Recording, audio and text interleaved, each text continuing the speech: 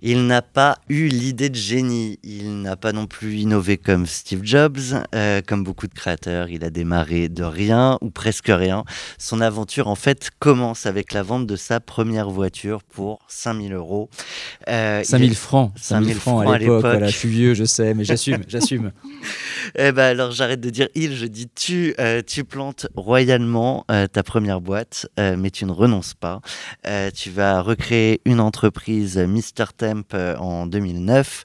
Aujourd'hui, elle est valorisée 200 millions d'euros.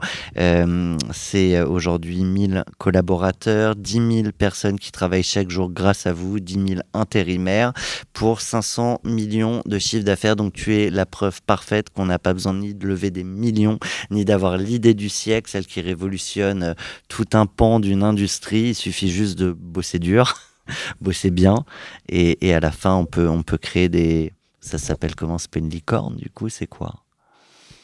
Alors écoute, on nous appelait une lionne. L'année dernière, on a gagné le prix des lionnes. C'est quoi les lionnes? Ces entreprises qui sont extrêmement dynamiques et en croissance, mais qui ne sont pas des animaux imaginaires. C'est des vraies boîtes assises sur une vraie rentabilité. Si vous demandez qui est celui qui parle, eh bien, il s'agit d'Alexandre Pham. Il est le fondateur et dirigeant de Mr Temp. On l'interviewe dans un instant après ce jingle. Feuille blanche.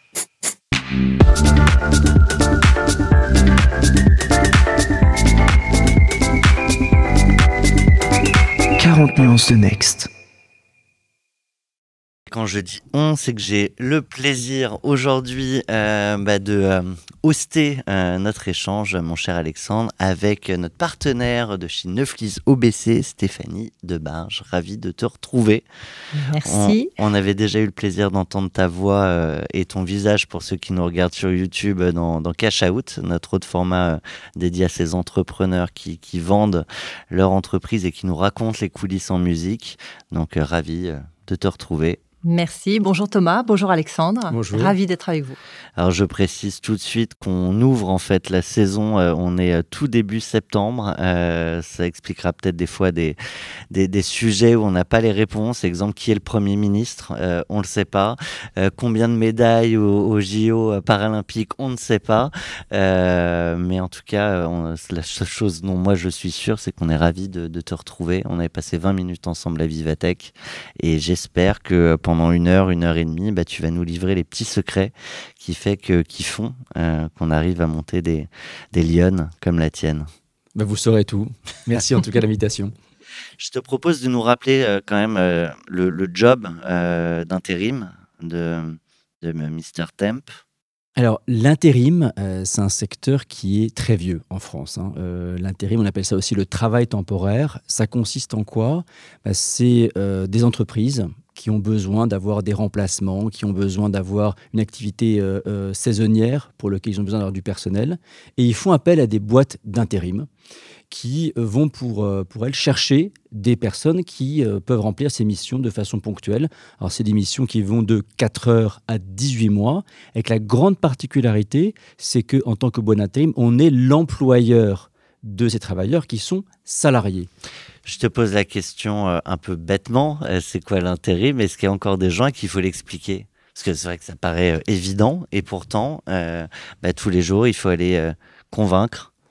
Écoute, c'est bien de le rappeler, parce que moi, quand je suis rentré dans l'intérim il y a maintenant 17 ans, j'avais pas forcément une très bonne image du secteur. Parce que lorsqu'on pense intérim, c'est un truc qui fait un peu ringard. A priori, c'est parfois synonyme de précarité dans l'esprit de certains, et ça paraît beaucoup plus cool que d'être freelance, par exemple. Et je trouve au contraire que c'est un contrat extrêmement moderne. Pourquoi? Donc tu me dis, c'est pas ringard, c'est pas précaire. C'est pas ringard, c'est pas précaire, parce que de plus en plus, les gens sont intérimaires par choix, et ça correspond de plus en plus à des choix de vie, de gens qui veulent à la fois avoir une flexibilité. Voilà, on parle parfois un peu des slasheurs qui enchaînent plein de boulot.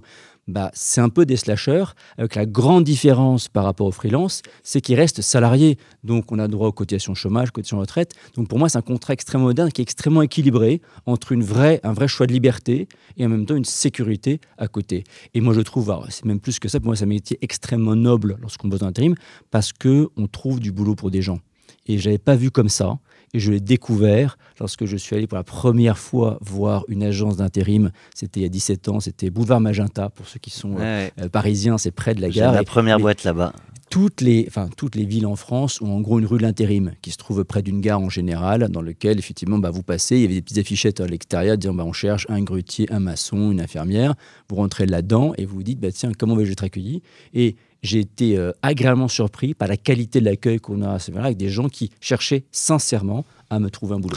Tu disais, ça paraît ringard comme ça, l'intérim. En tout cas, c'est l'image que toi, t'en avais. Je pense que c'est l'image que beaucoup en ont. Néanmoins, est-ce qu'il y a besoin de rendre ça sexy? C'est une question peut-être con que je te pose. Est-ce qu'il y a besoin de rendre ça sexy? Parce qu'à la fin, il y a des besoins, une offre, une demande. Faut juste matcher. Faut faire en sorte que ce soit le plus fluide. Et toi, on en parlera, tu as trouvé la manière relativement intelligente d'optimiser tout ça, mais est-ce que demain, tu as besoin de te présenter comme on est une agence de slasher? C'est pas dit que ça marche mieux. Non, je pense pas parce que, d'abord, slasher, disons les choses, c'est un terme un peu cool dans la tech, donc peut-être que ça parle bien dans certains quartiers parisiens. La réalité, c'est que ça parle pas beaucoup aux gens en général. Les gens qu'on fait bosser, c'est une palette de qualifications très très large, qui vont des gens qui travaillent dans le bâtiment, dans la logistique, dans la restauration, des infirmiers et des aides-soignants. Ce qu'ils veulent, c'est un boulot, un emploi qui permettent à la fois de subsister et de s'épanouir. Et je pense que c'est des choix de liberté qui sont vraiment intéressants. Donc, moi, j'assume tout à fait. On fait du travail temporaire, on fait de l'intérim. Après, on essaie de le faire intelligemment et efficacement, de façon à ce que tout le monde soit épanoui et content. Et j'assume ce choix. Il y a de la place pour tout le monde sur ce métier? C'est un secteur énorme. En France, chaque année, c'est 2 millions de personnes qui font au moins un contrat d'intérim en France. Et plus largement, 2 millions. Ouais. Toi, t'en fais bosser 10 000 par jour. J'imagine qu'il y en a qui bossent tous les jours, d'autres. Mais globalement, Mr Temp, ça représente combien de personnes sur ces 2 millions? On est sur. Alors, tous les jours, on fait bosser 10 000 personnes. Ouais. Chaque année, on fait travailler à peu près 60 000 personnes différentes. Ouais, c'était Donc, on a encore de quoi grossir. Ouais. Voilà, c'est un secteur qui est énorme. C'est près de 30 milliards d'euros en France. C'est gigantesque. Et en face, c'est quoi? C'est les Adecco, Manpower? C'est les gros acteurs, on appelle ça les majors. C'est Adecco, Manpower, Randstad. Et il y a près de 1 millier de boîtes en France qui font l'intérim. C'est 11 000 agences physiques. C'est un truc énorme en France. Et si je vais au-delà de juste intérim, si on prend en compte également les gens qui sont en CDD, on ajoute à ça les gens qui sont en portage salarial et en freelance, on voit qu'on est sur à peu près 8 à 10 millions de personnes qui, en gros, chaque année, font des contrats, on va dire, courts. Demain, je veux lancer un concurrent de Mr Temp. Tu vas m'aider un peu. Avec en tout cas en répondant à mes questions, mais il faut quoi? Et il faut encore avoir justement ces bureaux près de la gare, pas forcément d'affiches, il y a peut-être maintenant des écrans qui bougent, mais tu vois, il faut encore du physique, beaucoup. Alors, moi je crois beaucoup au physique, mais pas le physique tel que celui que tu décris là ou que j'ai vécu il y a 15 ans. Aujourd'hui, l'idée, il y a 2 idées qui ont été à la genèse de Mr Temp. La première, c'est exactement ce que tu dis. C'est que je me suis dit, on est comme au XXIe siècle, il y a d'autres moyens d'aller capter des candidats que d'avoir une affichette sur une rue passante. Un truc qui s'appelle Internet. Voilà, donc c'est pas non plus l'idée du siècle. Quand je dis que j'étais pas un grand créatif, faut quand même pas être sorti de Saint-Cyr pour découvrir ça. Et je me suis dit, tiens, pourquoi est-ce qu'on ferait pas finalement un réseau d'agences dans lequel on va recruter les candidats différemment via des canaux tech pour s'affranchir de cette vitrine extérieure, tout en gardant quand même, et là je pense que c'est important, c'était la question, on est comme sur un métier où l'humain est important. Et être en capacité à pouvoir recevoir en entretien un candidat pour comprendre réellement quelles sont ses attentes au-delà d'un CV, c'est vachement important. Et pour comprendre également son savoir-être, comme on dit communément, pour s'assurer qu'on va trouver vraiment comment il se comporte, de quoi il a envie. Et on constate que, surtout sur des métiers, on va dire, moins qualifiés, moins on est qualifié, moins le CV résume la personne qu'on veut recruter. Moi, je dis toujours à mes équipes d'ailleurs tech, c'est pas parce que quelqu'un a mis 14 fois maçon sur son CV que c'est un meilleur maçon que le mec qui l'a marqué qu'une seule fois qu'une faute d'orthographe. Après, il faut savoir qu'est-ce que le mec Ça, a envie ce de sera faire. les limites de l'IA pour savoir. Mais ouais, et Ouais. c'est vrai. Moi, j'ai des docteurs en IA qui bossent chez moi, etc. Et alors, je leur dis, écoutez, c'est bien ce que tu fais, mon vieux, mais passe ton temps sur les bons sujets. L'algorithmique sur le matching est contraint par une problématique de données, de qualité de données. Ça marche très bien lorsqu'on a des CV de développeurs qui font 3 pages avec plein d'informations sur les langages. On va aller scraper les forums pour savoir qu'est-ce qu'ils ont dit, etc. Ça marche nickel. Mais sur Ouais, ça, jusque-là, 99,9% des gens qui bossent, c'est pas le CV qui résume l'expérience. Donc le CV sert à faire un premier filtre pertinent, mais la vraie différence, elle se fait au bout du bout par le talent. Et c'est sympa aussi de pouvoir se dire que l'humain a encore une place de main. C'est le talent de dénicher les pépites rares. Et côté client aussi, et c'est vrai aussi du côté entreprise, rares sont les entreprises qui savent exactement le profil dont ils ont besoin. Donc il y a aussi une vraie valeur ajoutée à aller rencontrer De une PME, conseils, voir l'environnement et dire bon, faites appel à moi si vous n'avez pas trouvé le profil idéal. Oui, bon, maintenant on va comprendre ensemble c'est quoi les trucs vraiment importants, ce que vous cherchez. Voilà. Donc, in fine, il y a quand même quelques agences Mister Temp avec pignon sur rue où je peux rentrer, où j'ai mes rendez-vous, ou potentiellement Alors, c'est au 3e étage, un peu caché, on ne sait même pas forcément qu'il y a Mister Temp qui est présent. Alors, il y en a Ouais. plus de 200 aujourd'hui en France, et ce sont comme un cabinet de recrutement, ce sont des agences qui sont en étage, sur lesquelles on reçoit les candidats sur rendez-vous, et des candidats qu'on a auparavant, qui sont inscrits sur la plateforme ou qu'on a pu trouver sur différents sites d'emploi. Donc On les a déjà présélectionnés. identifié, validé, sélectionné. Voilà, on pense qu'ils sont pertinents, ils sont intéressants, et puis on les fait venir en entretien. On a un vrai entretien, parfois par visio d'ailleurs aussi, il faut le dire aussi, dans lequel on peut passer un peu de temps pour comprendre qui ils sont vraiment en tant qu'individus. Et je trouve que c'est extrêmement précieux d'avoir ce niveau d'attention aux candidats dans un contexte de marché, mais ce qui est vrai depuis très longtemps, où on est plutôt en train de chasser les candidats, les bons candidats, que forcément aller récupérer des commandes auprès de clients. Donc le plus important, c'est le candidat, c'est pas l'offre. Dans l'approche qu'a Mister Temp aujourd'hui, on part beaucoup du candidat.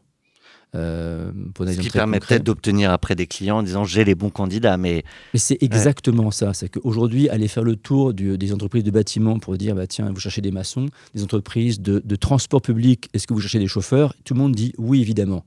Donc la vraie différenciation, et la tech sert à ça, c'est quand on a trouvé être capable extrêmement rapidement et de façon pertinente de le qualifier, comprendre qu'est-ce qu'il veut faire ou faire, et le proposer activement, proactivement. On n'attend pas de recevoir les commandes. Pour dire, voilà, j'ai un conducteur poids lourd, par exemple, qui vient de s'inscrire sur la plateforme, je viens de le qualifier, je vais le proposer spontanément, et la tech sert énormément à ça, à toutes les entreprises qui, au cours des 5 dernières années, par exemple, ont été amenés à chercher un conducteur poids lourd dans les 30 km autour de domicile du conducteur poids lourd. Et on propose ces profils-là, on voit qui clique, qui s'intéresse, on va contacter ces gens-là. C'est quoi? Tu shootes sur une base mail, c'est personnalisé à la personne à qui tu l'envoies? J'essaye de comprendre un peu comment ça fonctionne. Alors, et là, je ne prends pas pendant très longtemps, mais c'est bien, on a un peu de temps. Alors, d'abord, c'est tout un art. On aime bien le concret aussi, très pour comprendre comment on fait des belles boîtes. Très concrètement, comment ça? Alors, si je reprends la chaîne un peu de valeur, qu'est-ce qu'on fait? Qu'est-ce qu'on fait? Je reviens un peu en arrière sur le candidat. Comment on les trouve? On n'a jamais fait de campagne de publicité. Mister Temp, tu verras jamais de pub Mister Temp parce qu'on pense qu'on va essayer d'être un peu plus malin que de chercher à avoir une notoriété B2C. Donc, on s'arrange pour avoir un maximum de visibilité via des annonces d'emploi qui sont diffusées via des partenaires, il y en a plein, dans lesquels on a des moteurs qui vont diffuser des annonces, avec de l'IA qui va effectivement générer ces annonces de façon pertinente, de façon à avoir aujourd'hui... C'est l'intelligence artificielle qui rédige l'annonce, qui est toujours validée. Alors, pour être précis, c'est un humain qui a défini, dans l'annonce, voici les 3-4 trucs que je trouve importants. Ensuite, on a de l'IA générative qui va rédiger le texte de l'annonce, qui fait gagner un temps fou, avec un texte du coup qui est propre, bien écrit. Et en fonction du nombre de clics sur l'annonce, potentiellement tu fais un peu d'A/B testing pour savoir quelle est l'annonce qui matche le plus. Exactement, tu enrichis ton modèle par rapport à ça, tout ce que tu imagines exactement là-dessus, de façon à avoir les annonces les plus pertinentes possibles, avoir un maximum de visibilité, donc c'est-à-dire qu'il faut rafraîchir ces annonces régulièrement, la tech sert à ça aussi, et ensuite, dès qu'on a un candidat qui s'inscrit, d'avoir un parcours d'acquisition et d'inscription des candidats qui soit en termes d'expérience le plus simple possible. Donc ça passe par un smartphone à 98%, et en quelques clics, on peut prendre en photo son CV, prendre en photo sa pièce d'identité, et entre guillemets, on est inscrit. Et c'est là que le vrai travail commence pour l'humain, qui va du coup prendre contact avec la personne, ça, en gros, qui êtes-vous, qu'est-ce qui vous intéresse, et ensuite de capacité de proposer activement ce candidat-là à des entreprises pertinentes.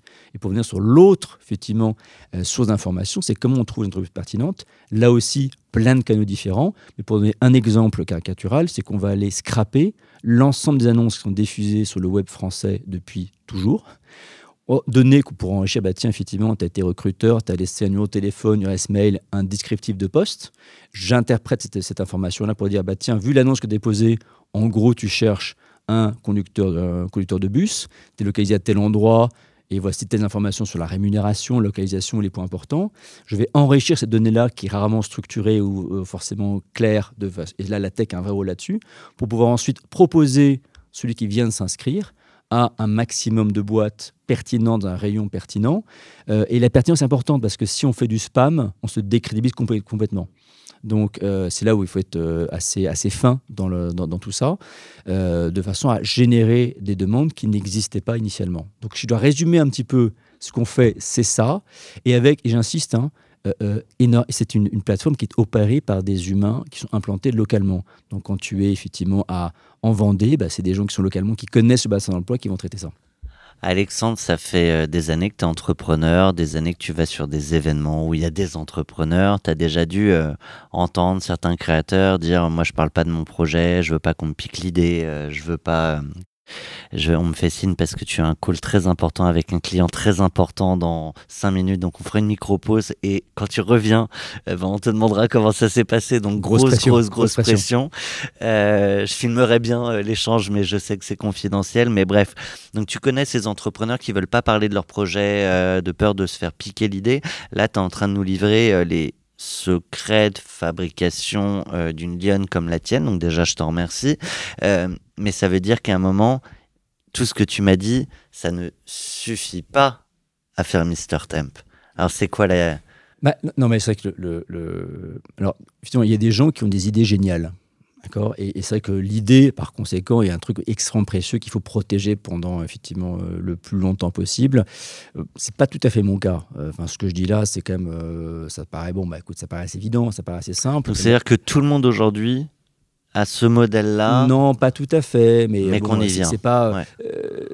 Après, ce qui est vraiment dur, et c'est un combat de tous les jours, c'est comment le faire de façon à ce que ça marche. Et c'est une somme, un combat permanent de petits détails qui font que, effectivement, lorsqu'on va s'inscrire, on a plus de clics parce que le truc est un peu mieux foutu que les autres, que comment on différencie un maçon par rapport à un autre, comment on enrichit l'information. C'est un travail de des années d'efforts pour bien calibrer ce truc-là, pour être à la fois pertinent.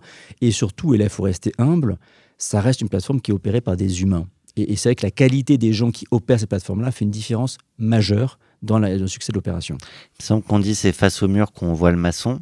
C'est face à quel mur qu'on voit l'entrepreneur ? Alors, je ne suis pas sûr qu'il y ait un entrepreneur. Moi, je connais beaucoup d'entrepreneurs et il y a des profils radicalement différents. Donc, je pense qu'il faut aussi rester humble par rapport à ça. Non, je pense que, en tout cas, de mon expérience, je pense qu'il faut un optimisme fort. Parce qu'on se prend comme des sacrés trucs dans la gueule et il faut s'accrocher. Il faut aussi une certaine forme de… Oui, il faut bosser, il faut savoir bien s'entourer. Et puis, ce que beaucoup d'entrepreneurs ne reconnaissent pas forcément, il faut quand même pas mal de chance aussi. Et je n'ai pas eu beaucoup de chance, je pense que je n'en serais pas là où j'en suis aujourd'hui. Donc, il faut jouer avec ça aussi. Alors, on parlera aussi des belles grosses claques que tu as pu prendre, hein, mais les coups de chance, ce que toi tu appelles la chance, que certains te diront qu'il n'y a pas de chance. Il y a la capacité de saisir des opportunités ou de les attirer à soi. Mais c'est quoi les petits coups de chance ? C'était des rencontres. Moi, je suis rentré dans le travail temporaire complètement par hasard, parce que ce n'est pas du tout un secteur pour lequel j'ai beaucoup d'affinités, mais c'était une rencontre avec un de mes anciens patrons qui m'a fait venir dans le travail temporaire, dans un grand groupe d'intérim il y a maintenant 17 ans. C'est une chance. Une chance aussi, quelque part, avec un peu de recul, que finalement, ce grand groupe-là n'est plus voulu de moi, dans le cas d'une fusion. Voilà, certains voient ça comme un accident de la vie, pas très sympa. J'ai rebondi par rapport à ça. Et peut-être que si jamais je n'avais pas vécu cette fusion horrible, je serais encore aujourd'hui salarié dans un grand groupe, à faire un truc sans doute très sympa, mais j'aurais peut-être jamais été redevenu entrepreneur. Donc il y a ces opportunités de vie. Alors, tu dis effectivement, tu as raison, il faut savoir saisir les opportunités qui se présentent à soi, mais je pense qu'il y a des gens qui ont la chance d'avoir des opportunités que d'autres n'ont pas. Et il faut aussi reconnaître ça aussi, qu'il y a cette part d'aléa dans la vie et qu'il faut accepter aussi. Je te propose de faire notre pause maintenant. C'était une belle conclusion. Et en fait, là, on va stopper.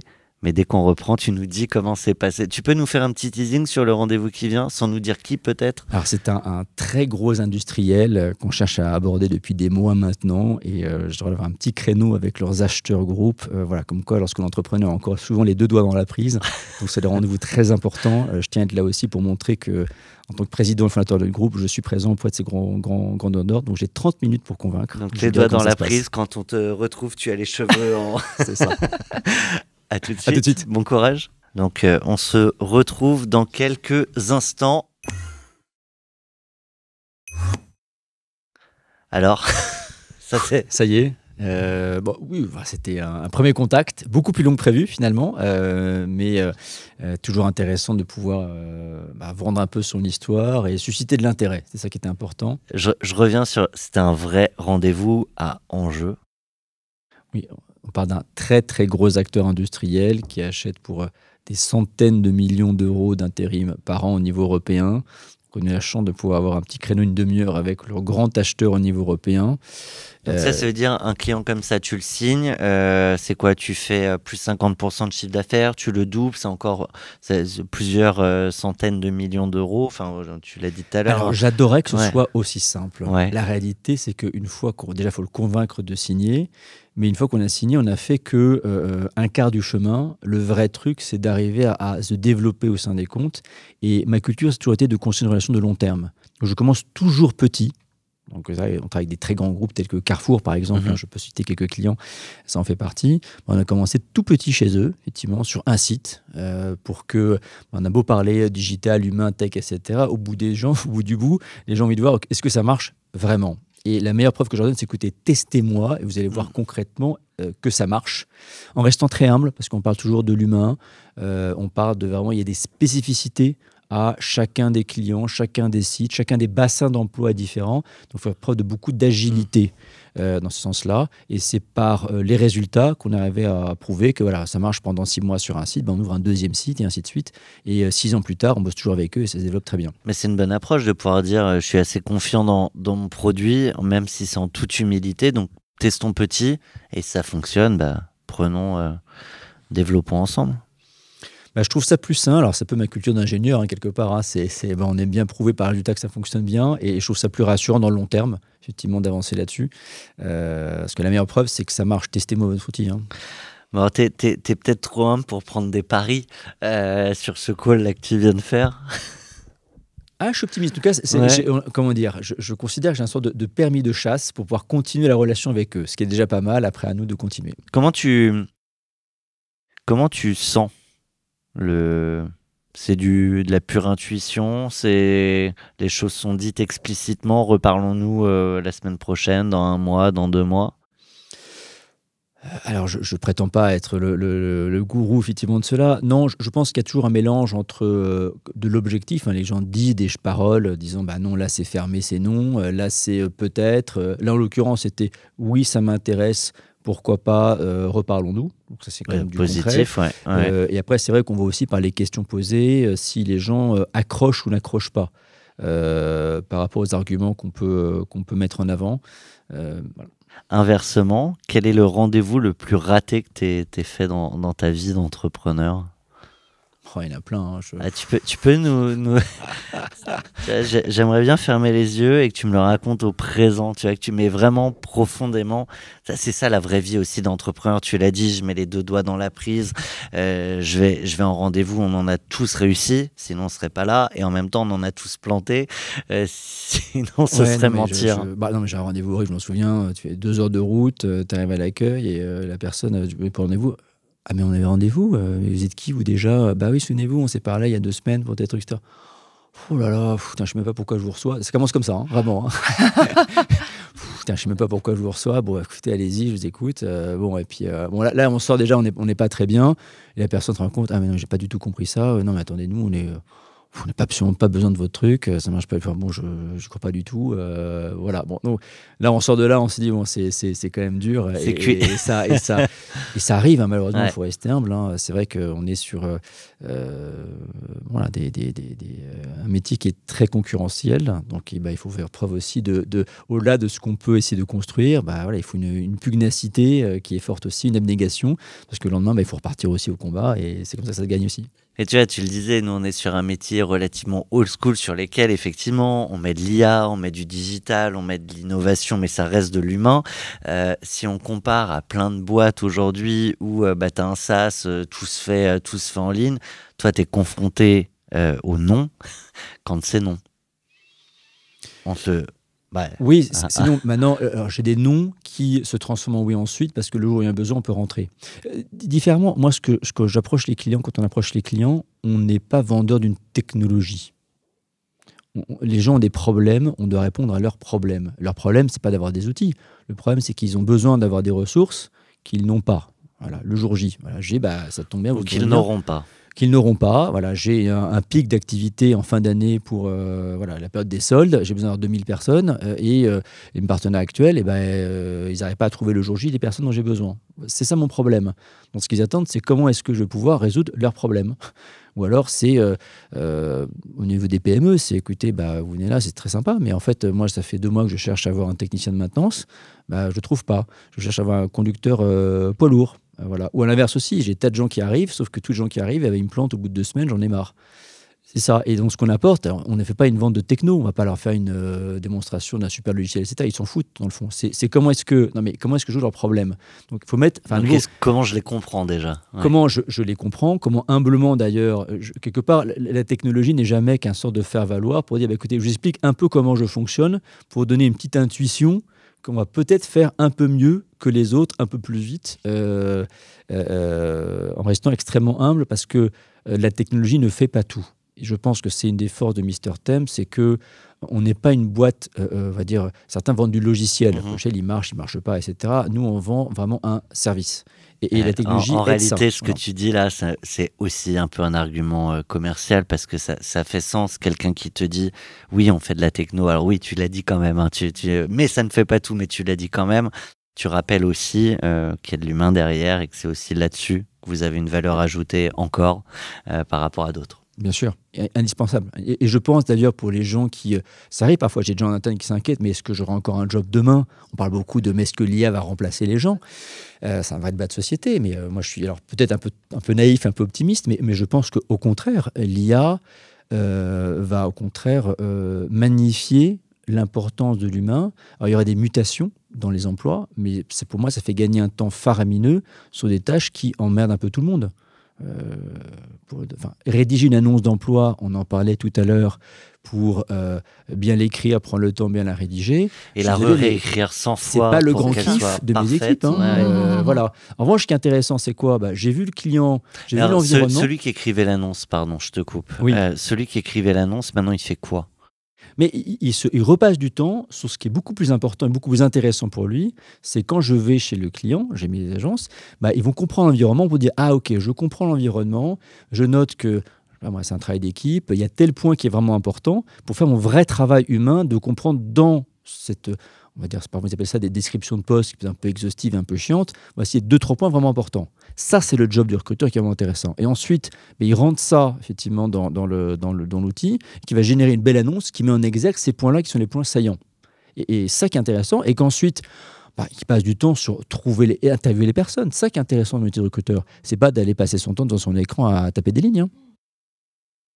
Tu l'as dit, moi mon job c'est de résoudre des problèmes et t'en as peut-être aussi toi des problèmes. C'est quoi les problèmes d'une boîte comme Mr Temp, d'un entrepreneur comme Alexandre Pham, dans le stade d'entreprise où t'en es, parce que tu l'as dit, il y a encore beaucoup à faire, t'as fait beaucoup mais il y a beaucoup à faire. C'est quoi les problèmes du jour ou de l'année si on est un peu plus large? Il y en a plein, c'est que c'est d'abord, le quotidien de l'entrepreneur, c'est en permanence résoudre des problèmes et essayer de se planter moins d'une fois sur 2 dans les réponses qu'on apporte. aussi. Il ne faut pas croire qu'on va réussir tout. Loin de là. Mais c'est avant tout choisir dans la masse des problèmes auxquels on est confronté, lesquels sont les plus importants à traiter. C'est un gros travail effectivement à mener. Alors pour moi au quotidien aujourd'hui, c'est vrai que la boîte grossissant assez vite, passant d'être un acteur national, un acteur plus européen, effectivement des paliers de croissance qu'il faut arriver à gravir. Ça passe par faire venir des compétences nouvelles qu'on n'a pas forcément précédemment, et ça veut dire aussi adapter les processus que parfois on a mis en place il y a 2 ans pour les casser, pour se remettre dans une organisation un peu différente et adaptée à la structure qu'on a aujourd'hui. De fait, le cordonnier est bien chaussé quand il s'agit de retrouver les bonnes ressources, les bonnes compétences. Non, il faut rester humble là-dessus aussi. Je vais titrer humble sur ta... Non, mais c'est des vécus. Je veux dire, des erreurs de recrutement, j'en ai fait plein. Évidemment, après, c'est d'arriver à être assez lucide aussi sur... quand on recrute quelqu'un, on voit qu'il y a des écarts par rapport aux attentes, quel équilibre avoir entre accompagner effectivement la personne pour la faire grandir, quels sont effectivement les fois où ça ne va pas. À l'inverse aussi, lorsqu'on a des gens en interne, c'est que lorsque le groupe a grossi, en 15 ans, le groupe a énormément changé. D'ailleurs, la première collaboratrice qu'on a intégrée au sein du groupe fait encore partie du groupe. On a réussi à la faire évoluer en interne de façon importante. Elle a fait 5-6 postes différents. Donc, je pense que c'est important aussi d'être en capacité à accompagner l'évolution des collaborateurs en interne et aussi d'avoir parfois aussi l'honnêteté de se dire aussi, tel collaborateur, il était très très bien pour ce stade de développement de la boîte, mais il n'est peut-être pas adapté au stade d'après. Alors la franchise de dire de l'accompagner, c'est jamais facile, mais c'est toujours important de le faire et de le faire de façon la plus honnête et transparente possible. Moi, j'ai toute une petite diaspora d'anciens du groupe Mr Temp qui s'éclate à l'extérieur aussi. C'est très bien, avec qui on a gardé des très bons contacts. GoJob, c'est un concurrent ou pas ? Oui, on est sur le créneau similaire. On arrive à être en concurrence parfois, effectivement, mais Pascal est un mec super sympa. On s'entend très bien. Ouais. On a beaucoup de respect. En tout cas, moi, j'ai beaucoup de respect pour lui. J'espère qu'il y en a pour moi aussi. Oui, après, comme on dit toujours avec Pascal, on est sur un marché qui est énorme. Tu l'as dit tout à l'heure. Je veux dire, 2 millions d'intérimaires, demain peut-être plus, oui, bien sûr. Oui, donc mes concurrents, c'est pas Pascal, c'est plutôt Alico, Manpower, Randstad, auxquels effectivement qu'on va aller chercher. Si je te pose cette question, c'est parce qu'on a reçu il y a quelques temps maintenant Pascal, et il nous a amené à créer la question Pascal Lorne. qui fait le lien avec ce que tu me disais, le plafond de verre. On a tous un plafond de verre, et moi ce qui m'intéresse, et c'est ça la question Pascal, c'est quoi le plafond de verre aujourd'hui d'Alexandre, si tu es capable de le mesurer. Et donc ça, c'est une double question d'ailleurs, c'est quel est le plafond de verre que toi tu as dû casser pour arriver là où tu es. Je trouve ça intéressant, et celle qui reste encore. Chaque fois, on rajoute un plafond, on en casse un, mais il y en a toujours un au-dessus. Donc, Oui, alors moi, j'ai un parcours un peu atypique pour l'entrepreneur. Parce que moi, je ne suis pas quelqu'un qui a connu que le monde d'entrepreneuriat en passant une petite boîte avec parfois des paliers de croissance à gravir. Moi, j'ai eu une carrière corporate dans des grands groupes sur lesquels j'avais un PNL de 1 milliard d'euros avec 1200 collaborateurs, 300 agences. On explique ce qu'est PNL pour ceux qui... un compte de résultats, donc une activité que je devais gérer qui avait un chiffre d'affaires d'1 milliard d'euros. Donc c'est vrai que dans une autre vie. Donc c'est vrai que d'ailleurs, lorsque je me suis lancé, la question était presque inverse. Est-ce que tu vas être capable de revenir sur des trucs très concrets ? Parce que lorsqu'on lance une boîte, au début, il y a une panne informatique, c'est moi qui me collais d'aller prendre la notice de l'imprimante pour la réparer. Alors que j'avais effectivement 6 mois avant, je gérais des comités stratégiques avec des grandes stratégies, machin. Donc c'est une forme d'humilité. Voilà, ça rend ça rend très très humble. Très humble. D'ailleurs, pour la petite histoire, la première clôture de paye, c'est dans l'intérim, on a un tempo tous les mois, on clôture les payes. Donc, première clôture de paye, c'est moi qui l'ai faite. C'est différent d'une boîte. Non, c'est tout le monde. C'est comme une boîte, mais c'est vraiment important parce qu'il y a une telle variété dans les profils. On prend typiquement chaque semaine. Comment ça marche concrètement ? C'est qu'on fait des contrats de travail. Toutes les semaines, on récupère ce qu'on appelle les relevés d'heures. Donc les gens disent tiens, j'ai bossé 4 heures le lundi, 6 heures mardi. Et c'est ces relevés d'heures qui déterminent la paye de l'intérimaire, qui d'un mois sur l'autre, du coup, varie complètement parce que la personne a fait plus ou moins de missions, et qui détermine également la facturation des entreprises qui ont pris ces intérimaires. Donc c'est vraiment assez important où finalement on voit combien de chiffres d'affaires on a réalisé, on fait les payes, c'est un moment un peu touchy. La première paye, alors quand j'étais dans les grands groupes avant, j'avais le côté un peu Yaka Faucon, allez les gars, il faut y aller, on faisait des dizaines de milliers de payes tous les mois. Première clôture de paye, j'ai mis une journée à sortir 4 payes. Et je m'en souviens encore très bien parce que putain, en fait, c'est compliqué quoi, tu vois, le truc. Et c'est vrai que ça m'a ouvert les yeux un peu sur la réalité du boulot au quotidien de ce que font, les agences d'intérim sur le terrain.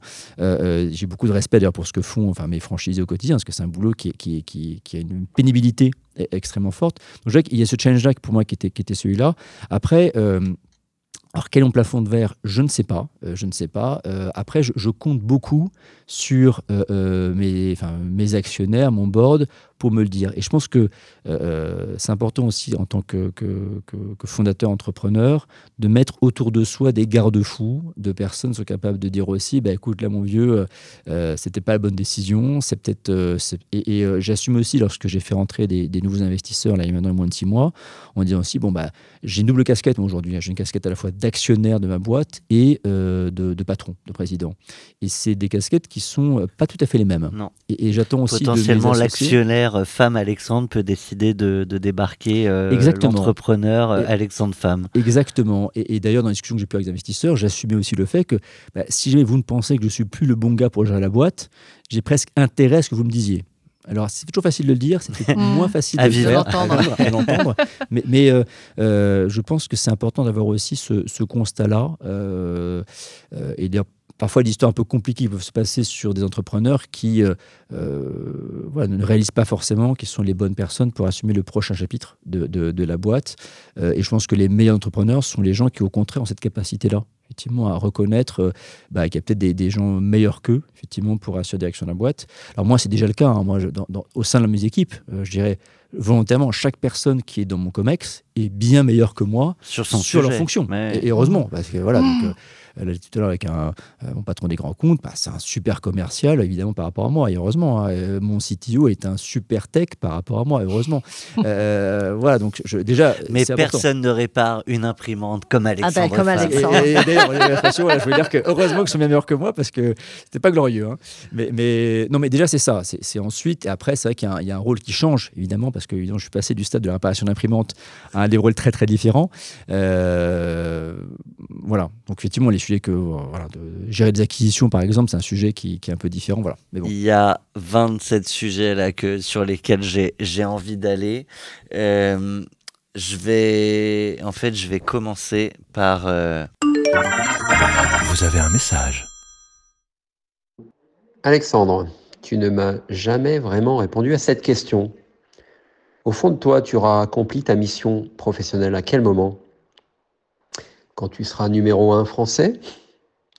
Quand ton papa dira « diriger un réseau de recrutement et d'intérim, c'est noble » ? Ou quand tu auras réussi totalement à convaincre l'intérimaire et le client de contracter ensemble sur la plateforme ? On va préciser donc que c'est ton associé, tu peux dire comment il s'appelle ? C'est Arnaud Wikonski. Arnaud Wikonski. Je peux rajouter à sa question ou quand tu auras atteint ton milliard de PNL ou quand tu te feras débarquer par tes actionnaires. Ouais, écoute, alors, juste un peu le contexte. Arnaud, effectivement, est quelqu'un que j'ai connu de mon ancienne expérience, un grand groupe, qui m'a rejoint effectivement au sein de l'aventure Mr Temp.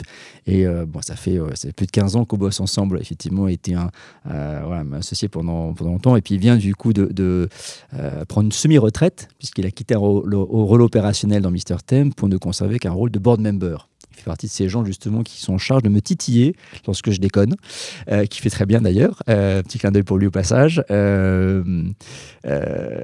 Sa question, elle n'est pas facile. Hein. C'est finalement quand est-ce que c'est un mélange de perso, de pro, de stratégie là, parce qu'on a entendu cette notion aussi de matcher offre et demande en ligne.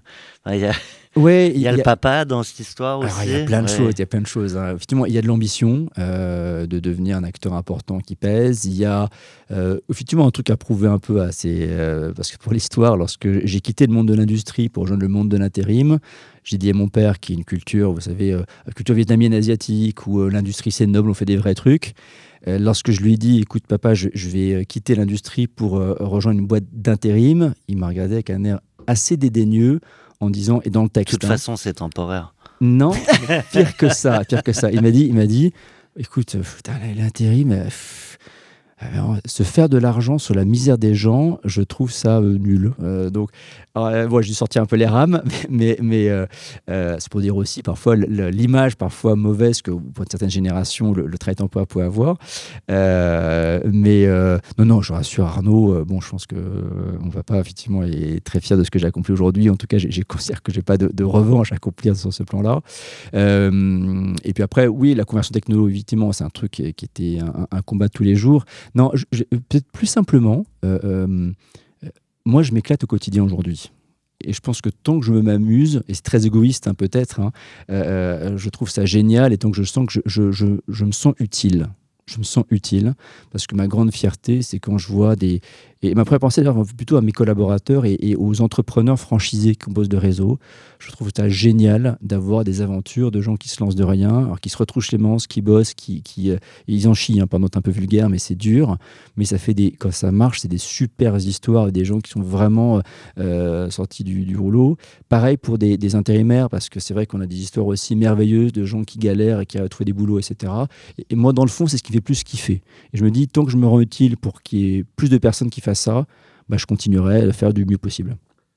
On va parler de la croissance externe, on va parler du LBO, que tu as sous-entendu très rapidement tout à l'heure, si tu le veux bien. J'aimerais juste faire une parenthèse sur la franchise. Pas uniquement la tienne, mais la franchise par laquelle s'est développé aussi le groupe.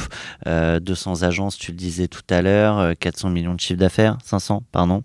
Ça s'est fait aussi avec ces franchisés. Donc à quel moment on choisit de se développer en franchise? Il y a quand même un minimum à atteindre pour pouvoir le faire.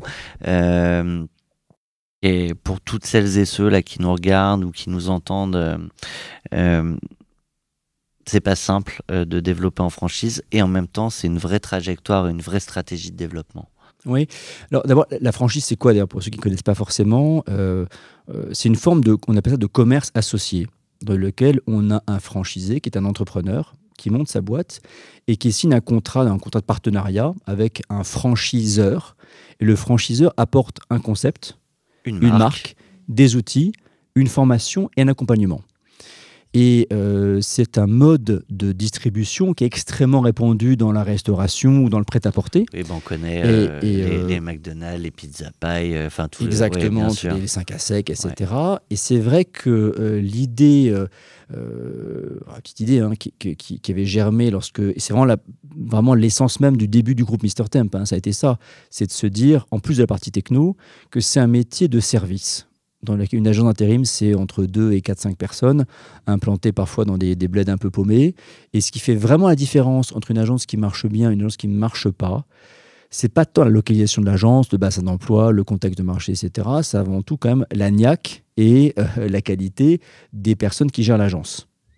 Et souvent... donc, quand ils sont incentiver à la réussite, c'est plus facile. Exactement. Moi, j'avais coutume de dire, quand j'étais dans un grand groupe d'intérim, que pour que l'agence marche bien, vous devez la gérer comme si vous en étiez le patron. Puis les gens me répondaient mais c'est pas moi le gentiment patron, ou moins gentiment parfois. Mais bon, monsieur Femme, le mois dernier, je me suis défoncé, j'ai eu 50 balles de prime. Ou alors, je suis empêtré par mes machins de reporting qui m'emmerdent et qui servent à rien. Bon, vous imaginez tous les trucs des grands groupes. Et c'est vrai, il y a des lourdeurs dans les grands groupes.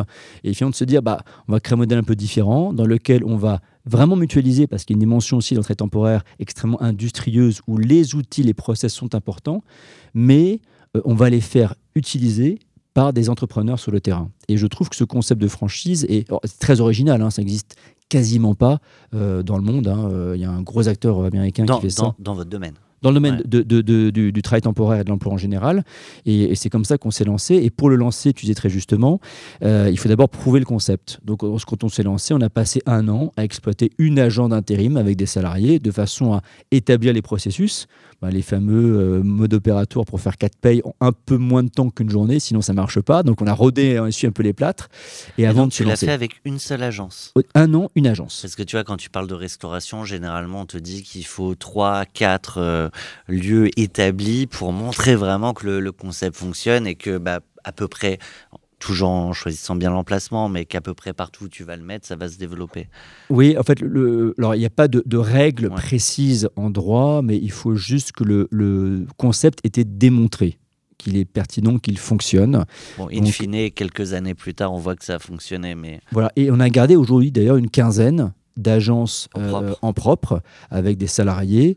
Et alors le terme est un peu, un peu particulier, mais c'est un peu les cobayes du réseau. Parce qu'ils nous servent, dès qu'on veut tester un nouvel outil, un outil, bon, on a beau avoir des super développeurs, ça ne marche pas forcément tout de suite du premier coup nickel. On teste d'abord avec nos agences succursalistes de façon à vérifier que ça marche bien. C'est pour des concepts. Et ça nous sert également, on va dire, d'appartement témoin. Parce Ouais. que les franchisés qui nous rejoignent, pour beaucoup, c'est des gens qui n'ont jamais travaillé dans l'intérim. C'est des gens qui sont des anciens responsables dans la grande distribution, dans l'immobilier, dans les assurances, des commerciaux dans la formation, des profils extrêmement variés et qui se disent, l'intérim, je ne connais pas, mais est-ce que je me vois faire ma vie là-dedans? Et rien ne vaut une belle immersion, ou deux parfois, ou trois, pour dire, voilà un peu le quotidien, à quoi ça ressemble. Est-ce que tu kiffes ça au quotidien? Est-ce que tu vois faire ça? Parce que ce n'est qu'en aimant le métier qu'on le fera bien. comment tu convaincs le premier? C'est toujours le sujet.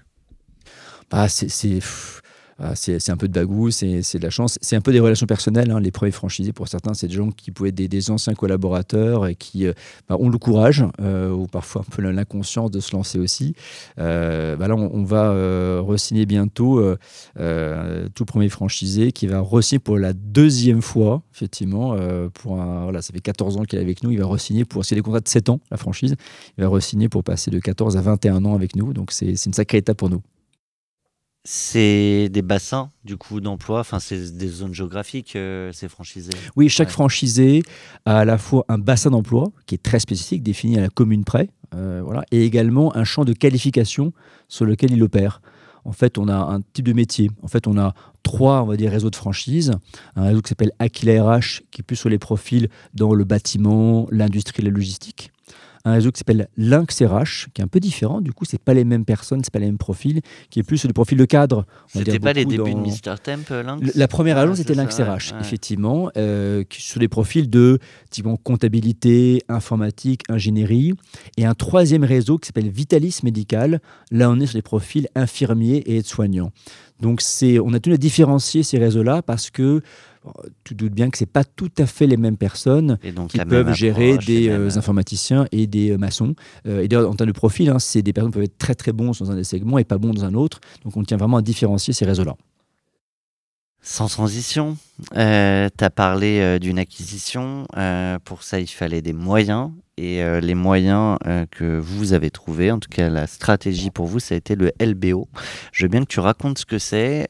Qu'est-ce qui fait qu'à un moment, tu as décidé de passer par ça? L'intérêt aussi peut-être personnel qu'il peut y avoir derrière un LBO pour l'entrepreneur. Et évidemment, à quoi ça sert pour la boîte. Oui. Alors, avant de venir au LBO, c'est un peu comment est-ce que notre croissance a été financée. Parce que dans le monde de la tech, notamment l'entrepreneuriat en général, on a souvent l'imagerie qu'il faut lever des fonds pour réussir. Et c'est vrai que dans certains domaines qui nécessitent énormément de capitaux pour se lancer, c'est indispensable. Nécessaire, ouais. Donc c'est vrai dans la big tech, c'est vrai dans sans doute aussi l'industrie pharmaceutique aussi, où il y a des gros investissements avant d'avoir le moindre de revenus. Moi, peut-être pour des raisons historiques, j'ai préféré lancer une boîte qui soit rentable dès le premier jour. Donc, on expliquera après pourquoi. Voilà, ok, très bien. Et donc, la boîte a été autofinancée pendant les premières années de son existence, dans les premières 9 années, donc ça a quand même mis un peu de temps. Et on a fait le choix, avec mes associés, effectivement, il y a 6 ans, d'ouvrir un nouveau chapitre en ouvrant le capital à non pas des fonds, on appelle ça des fonds de venture capital ou des fonds de gross equity qui sont très tournés tech aux investissements, mais à ce qu'on appelle des fonds de private equity ou plus précisément des fonds de LBO. Alors LBO, ça veut dire quoi? Ça veut dire leverage buyout. Pardon pour mon mauvais franglais, mais c'est un mode d'acquisition et de financement par lequel des fonds prennent une part du capital et contractent de la dette de façon à pouvoir mettre un effet de levier, le mot leverage, pour permettre à l'entreprise de se développer. Donc c'est un mode de financement qui, d'abord, ne s'adresse qu'à des boîtes qui sont rentables. Parce que qui dit dette, dit intérêt à payer et remboursement. Donc on n'est pas là pour financer des pertes. On est là pour accompagner la croissance de boîtes qui sont rentables, mais qui permettent deux choses. De mettre de l'huile dans le moteur par rapport à des acquisitions, par exemple. Et donc, c'est grâce à ça aussi qu'on a accès effectivement à la possibilité de racheter des boîtes. Et deuxième point aussi qui est toujours intéressant, c'est que ça permet également d'avoir un peu de liquidité, effectivement, lorsqu'on est entrepreneur, de pouvoir à la fois continuer à gérer sa boîte tout en sortant un peu de trésorerie, ce qui est toujours sympa. Alors, quelle est la différence avec un prêt? Alors, un prêt, c'est qu'on est sur des gens qui rentrent quand même au capital de la boîte. D'accord, donc, ils prennent des actions de la société. Et à ce titre-là, ils ont droit effectivement à une gouvernance aussi qui se met en place. Et un intérêt à ce que la valeur de la boîte augmente. Là où un prêt qui peut être bancaire ou par des fonds de dette, c'est des gens qui ne sont pas intéressés à la croissance de la boîte, mais ils sont juste là pour effectivement rembourser leur gain qui est défini par les intérêts de remboursement. Logique assez différente en termes de profil de risque, et logique également différente en termes d'accompagnement, puisque les fournisseurs de prêts ne s'initient pas dans la gouvernance de la boîte. En tout cas, ils mettent des garde-fous, mais il n'y a pas d'émission, là où un fonds de private equity s'immisce. Et je pense qu'au-delà du côté financier qu'on évoquait là, c'était important pour moi aussi d'avoir des fonds capables de m'accompagner également dans l'aventure. Donc là, on parle beaucoup de l'aspect financier. Ouais, je trouve intéressant aussi. On a un échange tous les mois, effectivement, avec le fonds pour pouvoir rendre des comptes. Et je trouve ça assez sain, lorsqu'on est entrepreneur, d'avoir des gens qui viennent un peu nous titiller. Pour dire, attends, là-dessus, il y a l'opportunité, peut-être y aller, etc. Et donc, choisir des bons partenaires à ce titre-là, je trouve ça intéressant. Et l'autre point aussi qui est assez intéressant également, c'est pour les collaborateurs du groupe. Le fait de pouvoir leur donner, aujourd'hui, il y a près d'une centaine de collaborateurs du groupe qui sont intéressés au capital de la société, non pas au travers de mécanismes, on en parlait beaucoup de systèmes de BSPCE par exemple, ou stock option ou autre. Là, c'est un système qui est un tout petit peu différent dans le cadre des LBO. On appelle ça des management package. Ils rentrent en même temps que le fonds, donc c'est des gens qui investissent, donc ils mettent de l'argent dans la boîte, ils achètent des actions avec des schémas extrêmement attractifs pour que si jamais effectivement, on arrive à valoriser la boîte de façon importante dans les 4, 5, 6 ans qui viennent, il y a potentiellement des gros intérêts pour eux. Donc, il y a aussi d'un point de vue état d'esprit au sein de la boîte, un alignement d'intérêts qui est assez fort, avec des horizons de temps qui sont définis.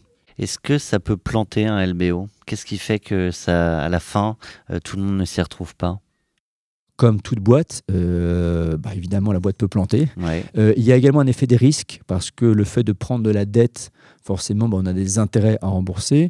Donc, si par hasard la rentabilité s'effondre, il y a évidemment un risque que la boîte dépose le bilan parce qu'on n'arrive pas à traiter les obligations financières auxquelles on est astreint. Là, c'est le rôle évidemment de l'entrepreneur de pouvoir mettre le bon levier également, le bon niveau d'endettement. C'est pas juste la solution magique, il faut bien mesurer le niveau du... Ouais. Exactement, et qui est pas forcément adapté à toutes les typologies d'entreprises, mais je trouve que c'est un mode, en tout cas, de développement qui me paraît assez sain, en tout cas assez adapté à l'entreprise dans laquelle je suis aujourd'hui. On en parlait tout à l'heure avec Stéphanie, mais de notre autre format qui s'appelle Cash Out, où là, effectivement, l'entrepreneur cède totalement, entièrement son entreprise, mais c'est aussi là, en tout cas, une manière pour l'entrepreneur de dérisquer une partie de sa vie avec une rentrée de cash en perso. Oui, ouais. Enfin, pour une petite histoire perso, puisqu'on est un peu dans les vraies histoires perso, il y a deux choses qui ont déclenché cette acceptation d'entre capital. La première, c'est que c'est une rencontre. Effectivement, dans le cadre d'une association qui s'appelle Croissance Plus, j'avais partagé ma chambre avec quelqu'un qui s'appelle Geoffroy de Bec de Lièvre, qui était le fondateur de Marco Vasco. Et qu'on a reçu dans Cash Out. Que tu as reçu dans Cash Out, voilà. Et effectivement, moi, j'étais un peu à l'époque, un peu à l'ancienne. Ouais, les fonds, surtout pas ça, je restais mettre chez moi, comme ça, je gouverne un peu aux destinées de mon entreprise, etc. etc. Il m'a dit, écoute, toi, c'est très bien, mais tu sais, tu peux aussi avoir un truc dans lequel tu peux à la fois avancer dans le développement de ta boîte et puis garder le contrôle tout en également faisant entrer un actionnaire. Et puis, bonne nouvelle, ça permet également de sortir un peu de trésorerie. C'est pas non plus dégueu, quoi.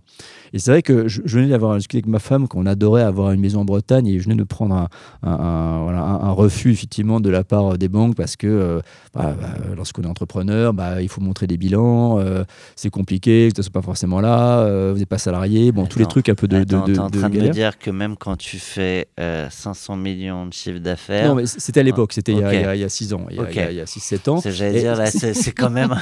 Je vais être prudent parce que j'ai des banquiers autour de la table, je ne vais pas dire trop de conneries non plus, mais c'est vrai que voilà, être entrepreneur, bah oui, forcément. Non, mais tu as beaucoup de banques qui se revendiquent la banque des entrepreneurs, mais par contre, quand en perso, l'entrepreneur a besoin, des fois, c'est frileux. Oui, et c'est ça normal. répond à des Et schémas c'est normal parce qu'effectivement, complexes.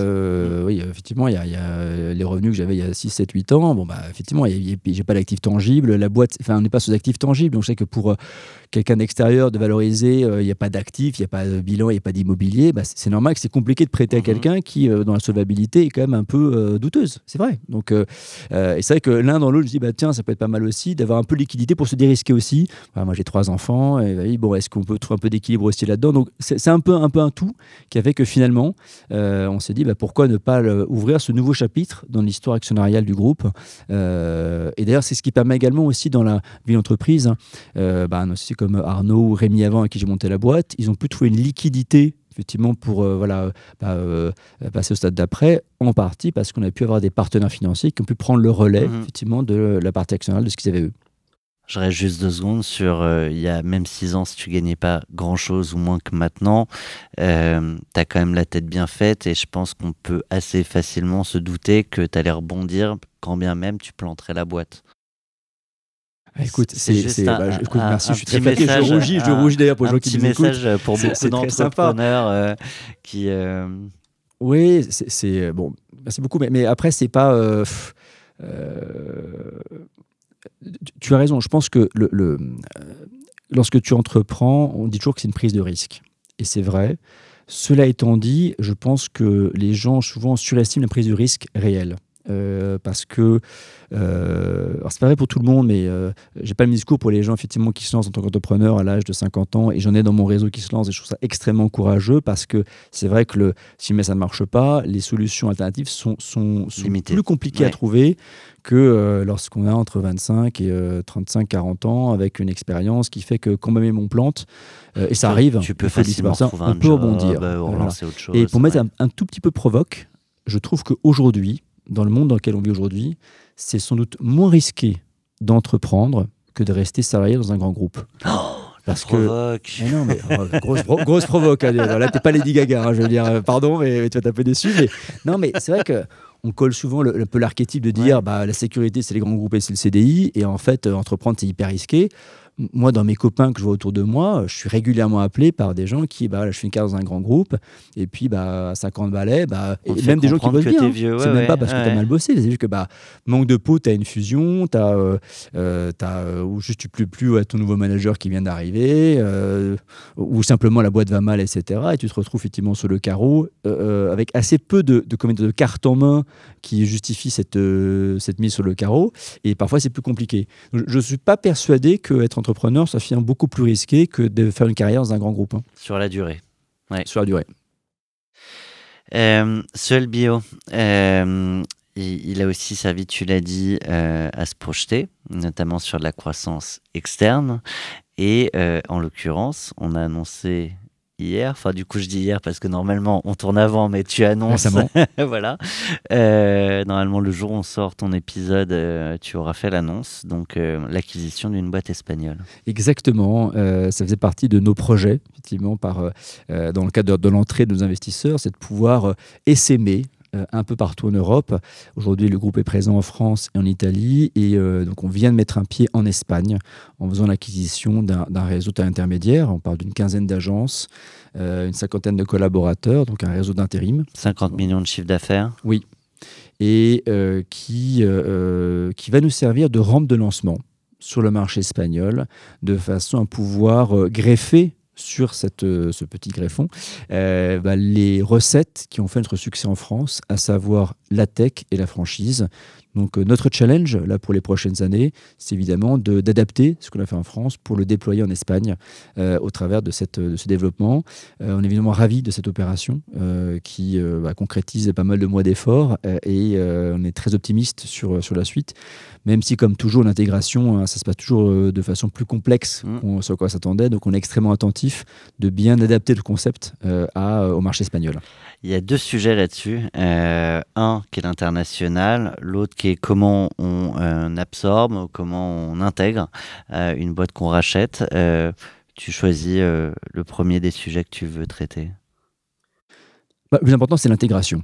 Effectivement, parce que acheter, on n'a fait qu'un petit bout du trajet et c'est loin d'être gagné. Enfin, le plus important, Tu l'as c'est trouvé réussir à comment? intégrer. Coup de chance. Coup de chance parce que c'était un appel entrant du banquier qui a été mandaté par le vendeur qui avait dû voir passer notre nom quelque part, qui envoie un petit mail et dit bah, écoutez, voilà, on a ce sujet qui circule. Ce qui vous intéresse. Pourquoi il vendait? Départ à la retraite. C'est Ok. deux fondateurs qui approchent de la soixantaine. Donc, c'est la meilleure raison pour un départ. Ouais. Départ à la retraite, des gens qui ont Mais lancé la souvent, boîte. c'est mieux de s'y préparer un peu avant la retraite parce que sinon, tu peux aussi vendre à la casse ou voir des boîtes qui ne retrouvent pas preneur, quoi. Oui, mais c'est très bon timing.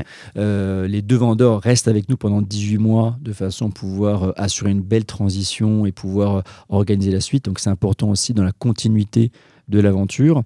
Et je pense qu'il y a eu un très bon fit personnel. Je ne pense pas qu'on était forcément les mieux disants dans l'aventure, mais ils étaient également soucieux de trouver un projet dans lequel les collaborateurs qui les ont suivis depuis, pour certains, plus de 10 ans, se retrouvent dans le projet dans lequel on s'inscrit aujourd'hui. Donc je pense qu'il y a eu un très bon fit, en tout cas entre l'ADN qu'on a perçu de Meditempus et le nôtre.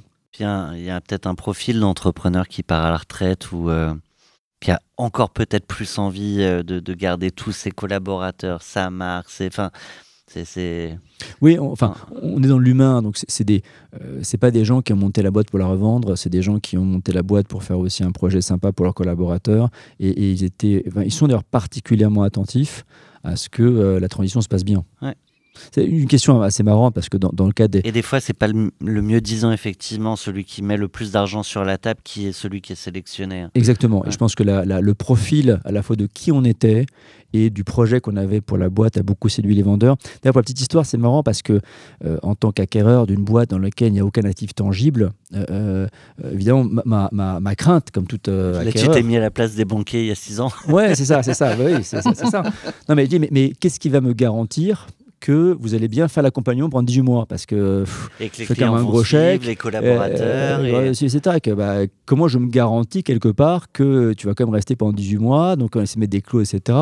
Et là, Mais- c'est pas une garantie actif-passif, là, c'est beaucoup plus fin que ça. Oui, c'est plus fin et puis, Ouais. puis c'est assez soft. Et la meilleure réponse qu'il m'a apportée, c'est non, mais attends, juste, je vais bien le faire, mais pas pour toi. Hein. Enfin, toi, tant qu'acquéreur, c'est juste parce que j'ai des gens dans ma boîte, ça fait 10 ans qu'ils me suivent. Ils comptent sur moi pour que ça se passe bien. Donc je vais rester pour que la boîte ça se passe bien pour eux, pas pour toi, pour eux. Et je trouve que c'était une réponse qui était extrêmement sincère, extrêmement rassurante pour moi, parce que c'est la meilleure garantie que le mec va rester pour eux faire en aussi, sorte que c'est ça des se bons passe vendeurs. Hein. bien. Ouais, peut-être. C'est mon côté naïf, tu vois, c'est ça. Mais c'était bien fait en tout cas. J'ai acheté. Non, mais en tout cas tu l'as reproduit de telle manière à ce que moi aussi, j'ai confiance et j'achète. Et après, tu l'as dit, il y a l'intégration. Et ce qui fait souvent, Cash Out, on en raconte beaucoup des belles histoires de sessions et en même temps beaucoup de synergies sur le papier qui ne sont jamais réalisées. Et donc le sujet de l'intégration est clé. Comment, en tant que là, pour le coup, c'est intéressant d'avoir l'autre vision, côté repreneur, tu mets toutes les chances de ton côté pour que ça se passe bien et pas seulement en espérant des cédants qu'ils assurent bien le job pendant 18 mois. Alors peut-être une petite anecdote. On aime bien les anecdotes. Ouais, écoute, dans une autre vie, j'ai fait des acquisitions. J'étais dans un grand groupe. On parle un peu d'expérience passée. Ouais. Moi, j'étais au sein du groupe Zodiac. Je suis rentré en tant que responsable des acquisitions pour le groupe. Je n'en avais jamais fait auparavant. Et j'avais un patron qui en avait fait des centaines. Et donc, j'ai fait 7 acquisitions avec lui. La première acquisition, moi, j'étais jeune, un peu tout feu, tout flamme. L'acquisition se fait et j'avais déjà fait mon petit plan d'action. Écoute, j'ai repéré, il y a tel gain qu'on peut réaliser, tel truc à faire. Faut qu'on fasse ça vite, qu'on peut gagner plein d'argent, etc. Bon, voilà, un peu tout excité. Et puis... il y a un grand salle, il me dit attends, Alex, oui, j'entends. Maintenant, la boîte, est-ce qu'elle marche bien? Oui. Bon. Alors, la première chose à faire, c'est de ne rien faire. Pendant 1 an, tu ne fais rien. Tu apprends pourquoi ces boîtes marchent bien. Et après, on discute de toutes tes idées pour améliorer le truc, parce que le plus grand risque, c'est que tu casses un truc qui marche bien. On n'est pas en turnaround, donc apprends. Donc, voilà, donc c'est un peu la parole du vieux sage, du maître Yoda vis-à-vis du jeune excité que j'étais. Et c'est vrai que c'est un enseignement qui paraît un peu simpliste comme ça, mais tellement vrai, tellement t'as vrai. raison de le rappeler. Donc le premier truc que j'essaie de faire là, c'est pas tout changer, c'est avant tout comprendre qu'est-ce qui fait que ça marche bien, comprendre l'ADN. Alors ça veut dire y passer du temps, c'est passer aussi. Alors j'ai quelqu'un là que j'ai pu trouver qui explicitement va être là pour comprendre un peu la boîte et essayer de réfléchir au plan d'amélioration de la boîte, mais en interne, je suis pas sur quelqu'un que j'ai recruté à l'externe parce que c'est un marché qui est espagnol, hein, mais c'est voilà, à nouveau, oui, mais qui fait partie de la boîte. Qui fait partie de la boîte, tout à fait. Non, qui est recruté en interne pour faire cela et qui est. Mais on est sur l'intégration, on va dire soft. J'ai pas d'urgence à aller brancher ma tech chez eux. J'ai pas d'urgence à imposer un contrat de franchise chez eux. Je prends le temps de comprendre les spécificités de la boîte, du marché espagnol, pour qu'on fasse les choses bien. D'accord. Mon objectif, c'est que dans 4-5 ans, on puisse avoir une histoire qui tourne. C'est pas que dans un an, on ait pu déployer la tech, parce qu'il n'y a rien de pire que d'essayer d'avancer plus vite que la musique. À nouveau, la boîte que je prends, elle tourne, elle marche bien. Donc à nous d'apprendre qu'est-ce qui fait que ça marche bien, plutôt qu'aller d'imposer peut-être des idées préconçues. Surtout sur un business qui est quand même très local. Les négos, tu parles un peu espagnol, ils parlent anglais, français? Je baragouine un peu espagnol, voilà, mais il parlait anglais heureusement. Mais moi, c'est que la maîtrise de la langue est un point important. Hein. C'est vrai que dans le développement international, si on ne parle pas anglais, c'est compliqué. C'est compliqué. Complicado, j'allais dire, mais... Eh ben, super transition, je crois, hein, pour le sujet que voulait aborder Stéphanie Debarge. Je le rappelle, tu es banquière privée chez notre partenaire Neuflize. La parole, les caméras, l'invité, Alexandre, sont à toi. Tout à fait. Alors, tu parles effectivement d'expansion à l'étranger aujourd'hui, puisque votre positionnement actuel est très centré sur le marché français. Est-ce qu'il y a d'autres pays cibles? Tu parles de l'Espagne. Y a-t-il d'autres pays cibles dans lesquels vous voudriez vous implanter? Et quels seraient finalement les principaux défis et opportunités pour appliquer votre modèle à l'étranger, à l'échelle internationale? Alors, sur la partie des autres cibles, l'autre marché que l'on regarde aujourd'hui activement et sur lequel on a aussi des discussions un peu préliminaires aujourd'hui, c'est le marché allemand. D'accord. Alors, pourquoi ces marchés-là? C'est parce que on est assez convaincu qu'il y ait des similitudes sur ces différents marchés. Alors, similitudes en quoi? Sur des marchés dans lesquels le travail temporaire existe. C'est un marché qui est très réglementé aussi. Et pour moi, une réglementation importante, c'est une bonne nouvelle parce que ça donne l'opportunité à la tech d'être différenciante et ça donne également l'opportunité pour des entrepreneurs de se lancer en ayant le souhait de s'appuyer sur une mutualisation d'outils qu'apporte un franchiseur. Et donc ces ingrédients-là un peu de base étant là, je me dis qu'on peut avoir effectivement la possibilité d'être successful, enfin de réussir sur ces différents marchés-là. D'autres marchés sont très différents. Si je prends le marché anglais par exemple, j'ai plus de doutes parce que c'est un marché dans lequel il y a très peu de réglementation.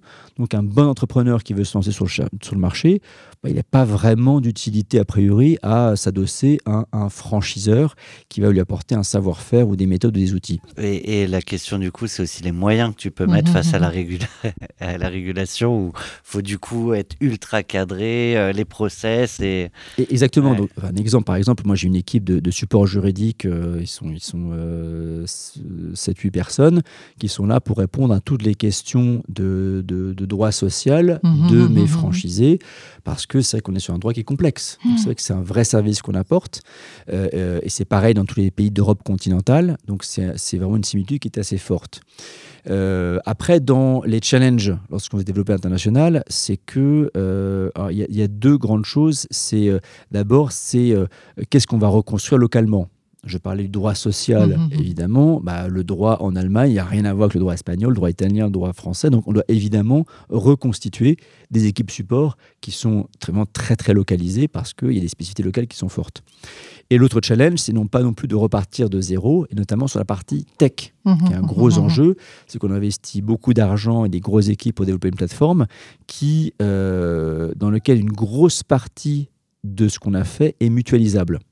lorsqu'un candidat s'inscrit en laissant son CV, c'est pas très très différent qu'il laisse son CV en France, en Allemagne ou en Espagne. On va pas tout redévelopper. Et maintenant, c'est de trouver quels sont les petits trucs qui sont un peu différents quand même, parce que une carte vitale en France, c'est pas une carte vitale en Espagne, c'est autre chose. Donc, il faut trouver le bon degré d'adaptation, effectivement, au côté local, et c'est le faire vraiment de façon progressive, de façon à apporter une solution qui soit pertinente.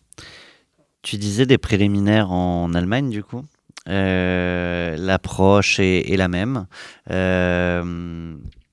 Dans la typologie de boîte que vous regardez, dans la typologie d'entrepreneurs à qui vous voulez reprendre, où c'est complètement différent, sachant que ce coup-ci, c'est pas une demande entrante, mais qu'il faut scanner le marché. Là, tu arrives avec des questionnements et puis des... Oui, c'est une approche un peu empirique. On voit les opportunités qui se présentent et on n'a jamais le candidat parfait. Donc, il faut savoir un peu quelles sont la liste des critères qui sont vraiment importants pour nous. Et puis, discuter pour savoir s'il y a un bon match ou pas avec les entreprises avec qui on discute. En tout cas, l'approche fondamentalement est la même. C'est que le type de cible qu'on cherche, c'est effectivement une base de lancement. Effectivement, c'est une boîte qui est plutôt bien établie, plutôt aussi des situations de boîtes qui sont dans le succès. On n'est pas en recherche de situations de turnaround parce que je n'ai pas la capacité aujourd'hui à aller gérer un turnaround entreprise. Donc, il faut savoir aussi mettre le prix pour ça. D'ailleurs, il y a 4-5 ans, on a vu passer 2 dossiers en Allemagne qu'on a perdus pour des raisons tarifaires. Bon, voilà, c'est des choses qui arrivent aussi. Tu disais qu'il faut être prêt à mettre le prix pour ça. Le LBO, on peut dire combien ça valait? Ou c'est le montant? Le groupe a été valorisé à peu près 200 millions d'euros, effectivement, en termes de valorisation de groupe. Et puis, il y a une partie, effectivement, d'investissements qui ont été faits par mes partenaires, que sont Andera et Ardian, en plus d'un levier de dette. Ok. Bon, je creuse pas plus sur les montants. On a pas mal de sujets que tu connais peut-être dans 40 nuances de Next, notamment celui-ci.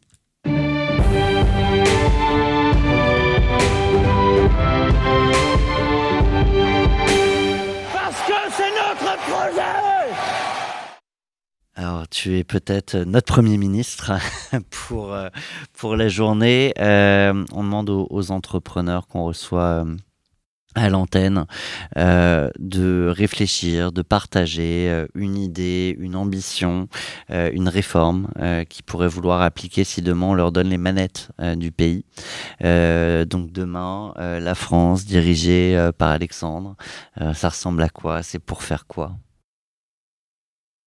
Oui, alors d'abord, très humblement, c'est vraiment un job que je n'aimerais pas faire parce que c'est un job qui est compliqué. Donc, c'est dur. A fortiori avec l'Assemblée. Surtout actuelle, en ce moment. Donc, vraiment, c'est un job que je n'aimerais pas avoir parce que je pense que c'est très dur.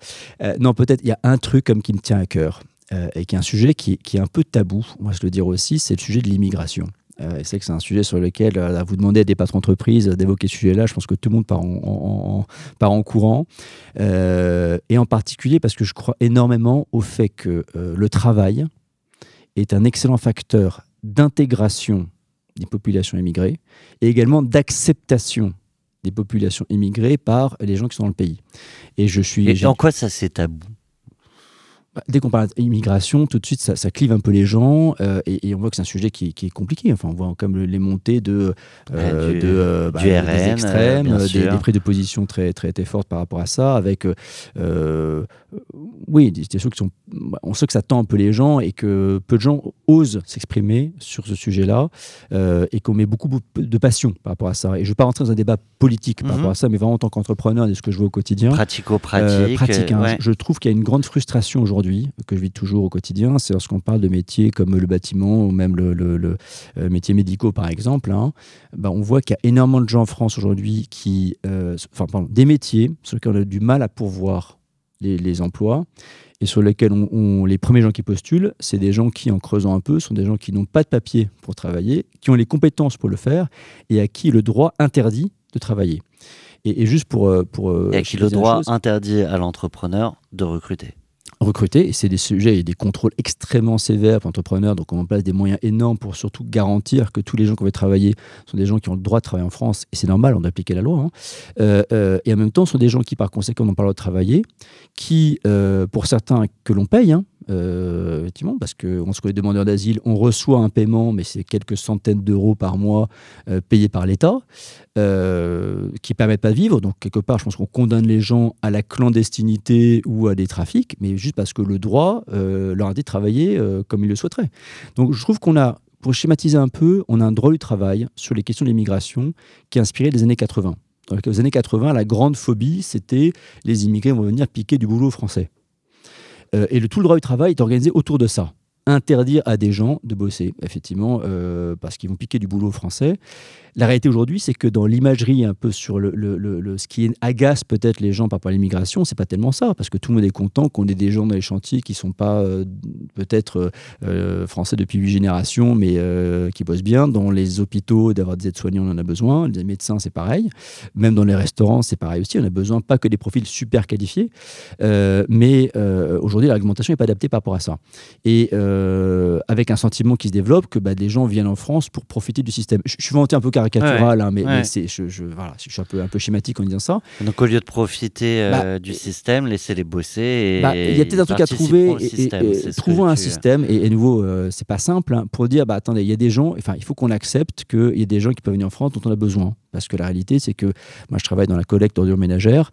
La réalité, c'est que c'est un boulot qui est bien payé, sur lequel on charge des profils, mais il y a tas de gens qui sont peut-être au chômage aussi, mais qui n'ont peut-être pas envie de faire ce boulot-là. Et je le comprends, parce que il faut se lever tôt le matin, c'est dur, c'est pas agréable. Donc, je ne mets pas un jeu de valeur par rapport à ça, c'est une réalité. Il faut bien qu'il y ait des gens qui fassent ce boulot-là. Il faut qu'on puisse faire venir ces gens-là et leur permettre de bosser. Et je pense que s'il y a plus de gens comme ça qui viennent en France pour bosser, pour payer leurs cotisations, c'est un super facteur d'intégration pour eux et un super système aussi d'acceptation pour les personnes qui sont amenées à accueillir. Et moi aussi, je veux dire, quelque part, je suis un descendant d'immigrés en France aussi, d'intégration aussi, d'acceptation par les gens qui nous accueillent très gentiment en France. Ça, tu l'as dit, beaucoup ne sont pas prêts à faire ces jobs-là. Je reviens sur ce que tu disais tout à l'heure, des mots de ton père, de faire de l'argent sur la misère des gens. Je trouve ça super intéressant d'avoir ton regard. Qu'est-ce qui fait que toi, tu as compris que c'était pas ce que tu faisais ? Je pense qu'il y a la façon de le faire aussi. Je pense qu'à partir du moment où on essaye et à nouveau, je prétends pas être non plus Mère Teresa, mais arriver à considérer les gens pour ce qu'ils sont, pour sincèrement retrouver le meilleur job pour eux, en faisant attention aussi aux conditions dans lesquelles on les emploie, on les traite. Je pense que c'est essentiel pour bien faire ce job-là.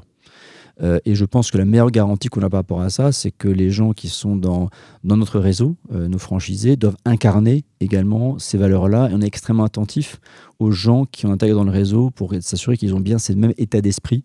On n'est pas des marchands de viande. On est là pour effectivement trouver les meilleures solutions pour les candidats et les entreprises pour faire vraiment du sur-mesure le mieux possible. Et après, on assume évidemment. Lorsqu'on fait bien le boulot, c'est normal de bien gagner sa vie, et tant mieux, et on le mérite. D'ailleurs, on est en moyenne plus cher au niveau des PME en termes de prix que ce que peut-être les mieux-disants, mais j'estime qu'on fait un meilleur boulot. Et donc à la fin, ça sert tout le monde. Voilà. Et avec aussi peut-être un point de rappel aussi sur le plan économique, un point que je trouve vraiment intéressant dans le travail temporaire et que les gens n'ont pas forcément conscience, c'est qu'il n'y a pas de dumping social avec l'intérim. C'est que lorsque je mets en poste un intérimaire dans une entreprise, j'ai l'obligation juridique de payer l'intérimaire au moins le même salaire que quelqu'un qui est en CDI dans la boîte où je le mets. Et c'est un point que les gens n'ont pas forcément en tête. Plus une prime de fin de mission. Plus une prime de fin de mission, qui est l'anciennement les primes de précarité, comme on appelle ça, effectivement, qui représente quand même 10% du salaire. Donc c'est vrai qu'il y a une garantie juridique assez forte qui garantit que les gens qui viennent bosser en intérim, c'est des gens qui ne sont pas moins bien traités, moins bien payés que des gens qui sont en CDI. Ce qui est très différent pour moi on parle beaucoup de l'ubérisation de l'économie du freelancing, qui peut ouvrir à des abus avec des gens qui peuvent être payés effectivement lance-pierre. Sans aucun droit derrière. Sans aucun droit derrière. Là, on est quand même très très loin de ça dans le travail temporaire. Donc à nouveau, c'est un métier qui est extrêmement noble de ce point de vue-là. Pardon, je me répète. Donc, plutôt que vous faire uberiser, faites-vous j'arrive pas à le dire. Devenez intérimaire parce que c'est vraiment une forme de collaboration qui fonctionne très bien et qui, juridiquement parlant, est super safe. Je te propose que je vois le timing qui défile. On aime bien dans 40 nuances de Next creuser aussi ce qui fait le cœur de l'entrepreneur, comment on tisse des fils au fur et à mesure de la vie pour arriver là où on en est. Tu as parlé de chance tout à l'heure. Il n'y a peut-être pas que ça. En tout cas, pour en discuter, c'est juste après ça. Allez, relaxez-vous. Et maintenant, on parle de vous? Tu as parlé de ton père tout à l'heure. Je crois que tu as une mère qui vient de Suède. Exact. Et on fait ce petit mélange. Derrière ça, tu as l'éducation, les proches, les copains, les envies de petit garçon que tu étais. Qu'est-ce qui t'a amené, si tu recreuses un peu, si tu fais le flashback à l'Alexandre femme d'aujourd'hui? Donc, je n'ai pas pris mon divan aujourd'hui pour parler à mon psy, mais c'est une question difficile. 40 nuances de Next, c'est un peu le divan des Ouais, entrepreneurs. non, mais c'est un peu ça. Écoute, bon, c'est un mix de plein de choses. Hein. C'est vrai que d'abord, la dimension gérer des gens, je pense que dans le fond, ça a toujours fait partie un peu de moi. C'est que depuis le primaire, j'ai toujours été délégué de ma classe. Pareil en école, effectivement, j'aime bien mettre un peu au service des autres pour essayer d'avoir une vie associative assez riche. Et c'est vrai que il y a deux types de délégués de classe. Il y a celui qui bosse beaucoup pour obtenir des choses pour ses petits camarades, et celui qui fout rien mais qui est élu pour ça parce que c'est le bout en train de la classe. Ouais, alors moi j'étais plutôt premier type que deuxième type, mais c'est vrai. Oui, non, je suis pas le mec qui a le plus grand sens de l'humour, qui fait les meilleures blagues. Non, ça, c'était pas trop. Des gens bien plus doués que moi pour ça. Non, mais par exemple, il faut que je suis passé par les classes préparatoires, par exemple, des voies un peu, comme on dit, d'excellence en France. Parce que, ils sont durs, hein.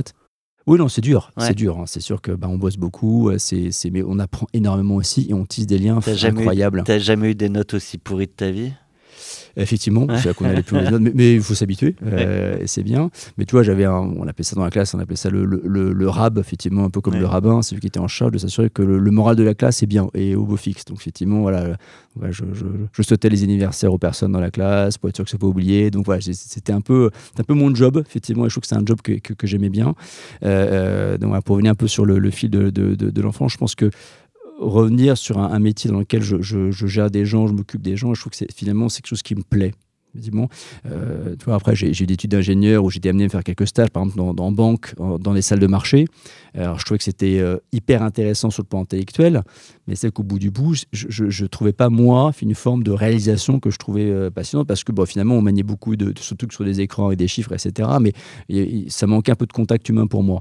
Et même après, quand je suis rentré au sein du groupe Zodiac, beaucoup de mes copains m'ont dit « Mais attends, t'es rentré chez Zodiac, donc le fabricant de bateaux pneumatiques, parce que tu dois adorer le nautisme. » En fait, pas du tout. C'est ce qui a été mon levier pour rentrer là-dedans. C'est pas les bateaux. Je parlais à des vrais gens. Non, mais et je disais toujours, on pourrait faire, ça pourrait être des casseroles, des nuggets ou du prêt-à-porter. C'est pas le sous-jacent qui m'intéresse, mais ce qui m'intéresse vraiment, c'est le fait de monter un projet, gérer des gens et entraîner les gens vers ce projet-là. Donc, je pense que c'est plus ça qui était peut-être un truc qui m'a plus enflammé. Et et peut-être corollaire à ça aussi, j'ai beaucoup suivi des gens. Effectivement, dans ma carrière, donc lorsque j'ai fait des choix d'orientation, ça a quasiment toujours été conditionné des rencontres. Voilà, je suis rentré chez Zodiac, pas pour le nautisme, mais plus parce que j'ai rencontré un patron génial et effectivement qui m'a donné envie de le rejoindre. Pareil pour le travail temporaire. Je suis rentré dans le travail temporaire juste parce que quelqu'un est venu me chercher pour faire ce job-là, quelqu'un que je connaissais, en qui j'avais confiance. Et je pense que jamais je n'aurais fait ce métier-là si je n'avais pas eu ces rencontres-là. On parle de proches. Je vais te lancer une des questions. Vous avez un message. Et je pense que je vais mettre celle-là. Bonjour Alexandre. Ça fait environ 30 ans que je te connais et je sais que tu as toujours beaucoup travaillé et que le travail prend une part importante dans ta vie, mais bien sûr pas uniquement. Par ailleurs, malgré tes lourdes responsabilités, tu restes toujours très calme, détendu, disponible pour les autres. Donc je voulais savoir comment tu arrives à garder ce calme, à te ressourcer. Quels sont tes échappatoires ? Qui est-ce ? C'est Ambroise Ambroise Popper, qui est un ami de très longue date. On s'est connus effectivement en école et qui est aussi entrepreneur. D'ailleurs aussi. Il aurait pu balancer quelques anecdotes. Il a plein de dossiers, mais j'en ai beaucoup sur lui aussi. Donc c'est pour ça qu'il a quand même été prudent, il a bien raison. Si je tombe, tu tombes.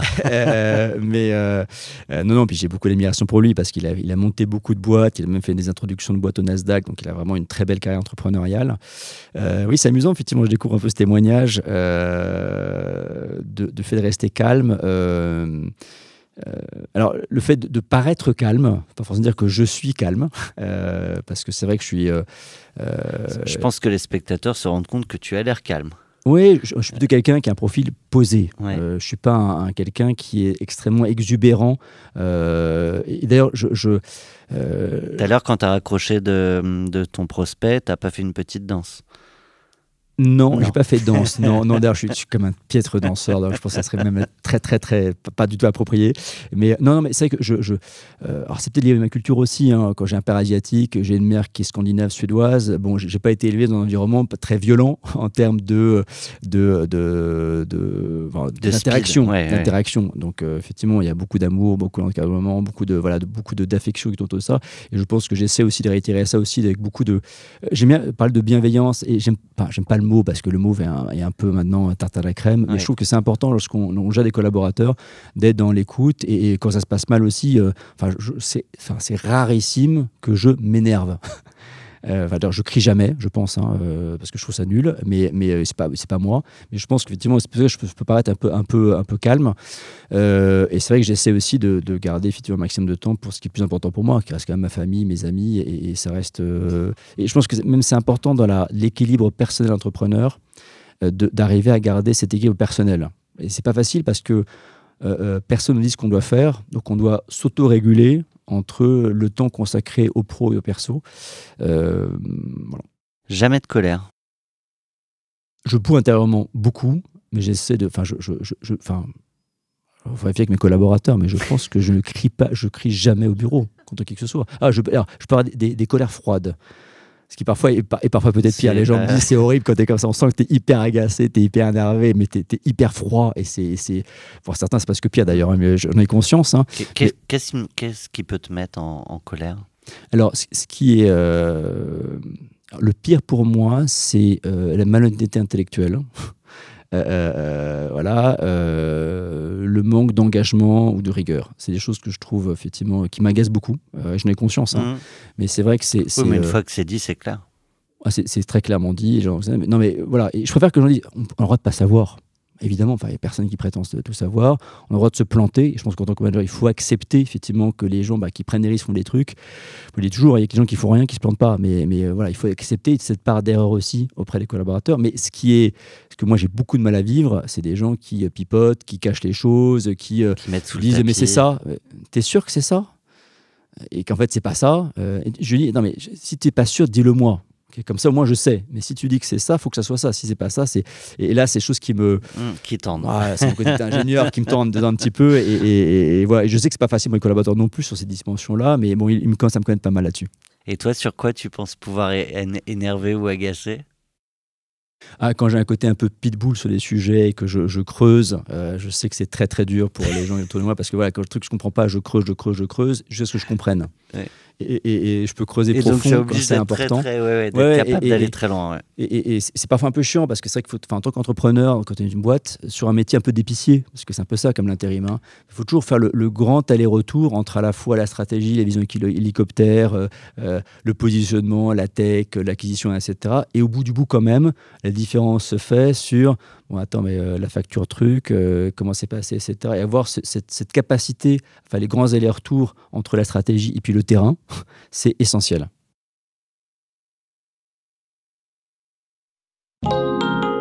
S'inspirer. Respirer. Derrière la question d'Ambroise, il y avait aussi ce calme, cette capacité, tu l'as évoqué, à gérer le pro, le perso, à savoir séparer les vies, m'amène à cette autre question. On n'en a pas toujours autant. Vous avez un message. Suri, un ami de 30 ans aussi. Tu aimes te ressourcer. à la montagne et au bord de la mer. Et tu vois chaque saison l'impact du changement climatique. Que fais-tu en tant que professionnel accompli, mais aussi mari et père de famille, pour faire en sorte que la neige ne fonde pas trop sur les pentes du Lavachet et que le niveau de la mer ne monte pas trop vite dans la rivière de Crac? Donc pour répondre à cette question, on va parler aussi de tes engagements. Mais derrière, on entend la montagne, la mer. Oui, parce que alors, moi j'ai toujours été à la montagne, effectivement, j'ai de chance là, effectivement, mes parents avaient acheté un petit studio à la montagne et on y allait effectivement dès qu'on pouvait, donc c'était super sympa et j'ai forgé énormément de souvenirs de famille à la montagne et c'est vrai que du coup j'ai essayé de reproduire un peu chez ma familia de ce qui m'a rendu heureux avec mes enfants, donc on va souvent à Tignes d'ailleurs, qui est une station que je trouve très sympa, à la fois l'hiver et l'été. Donc c'est des bons moments, effectivement. Et Gilda était venu avec sa famille aussi, avec moi en vacances là-bas. Donc c'est des très bons souvenirs, effectivement. Et d'ailleurs, j'ai une bande de copains. On se retrouve une fois par an depuis maintenant 20 ans, un week-end chaque année, pour se retrouver ensemble à la montagne. Voilà, donc c'est un truc. J'ai des copains qui viennent de Francfort, Washington, Singapour, parfois juste pour le week-end. C'est un petit rendez-vous entre copains qui est vachement sympa. Donc c'est un environnement que je trouve extrêmement dépaysant et je pense que il n'y a que le bateau et puis la montagne où on peut consacrer autant de temps à se couper un peu du monde, à se ressourcer.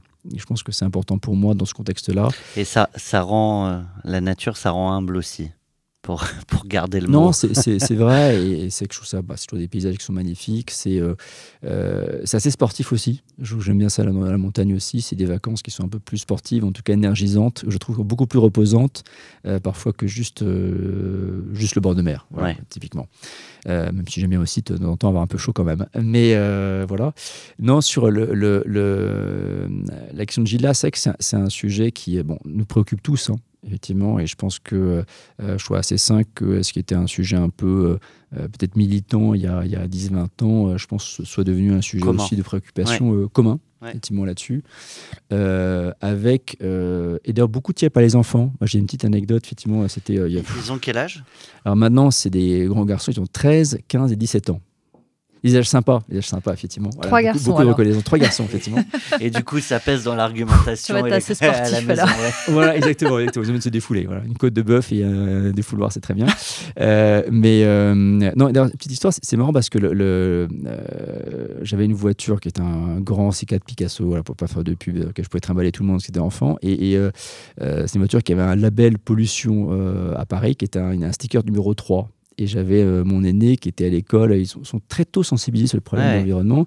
Il m'a dit, mais papa, on a un sticker 3 sur la voiture, mais tu pollues. Il avait 6 ans. Tout petit.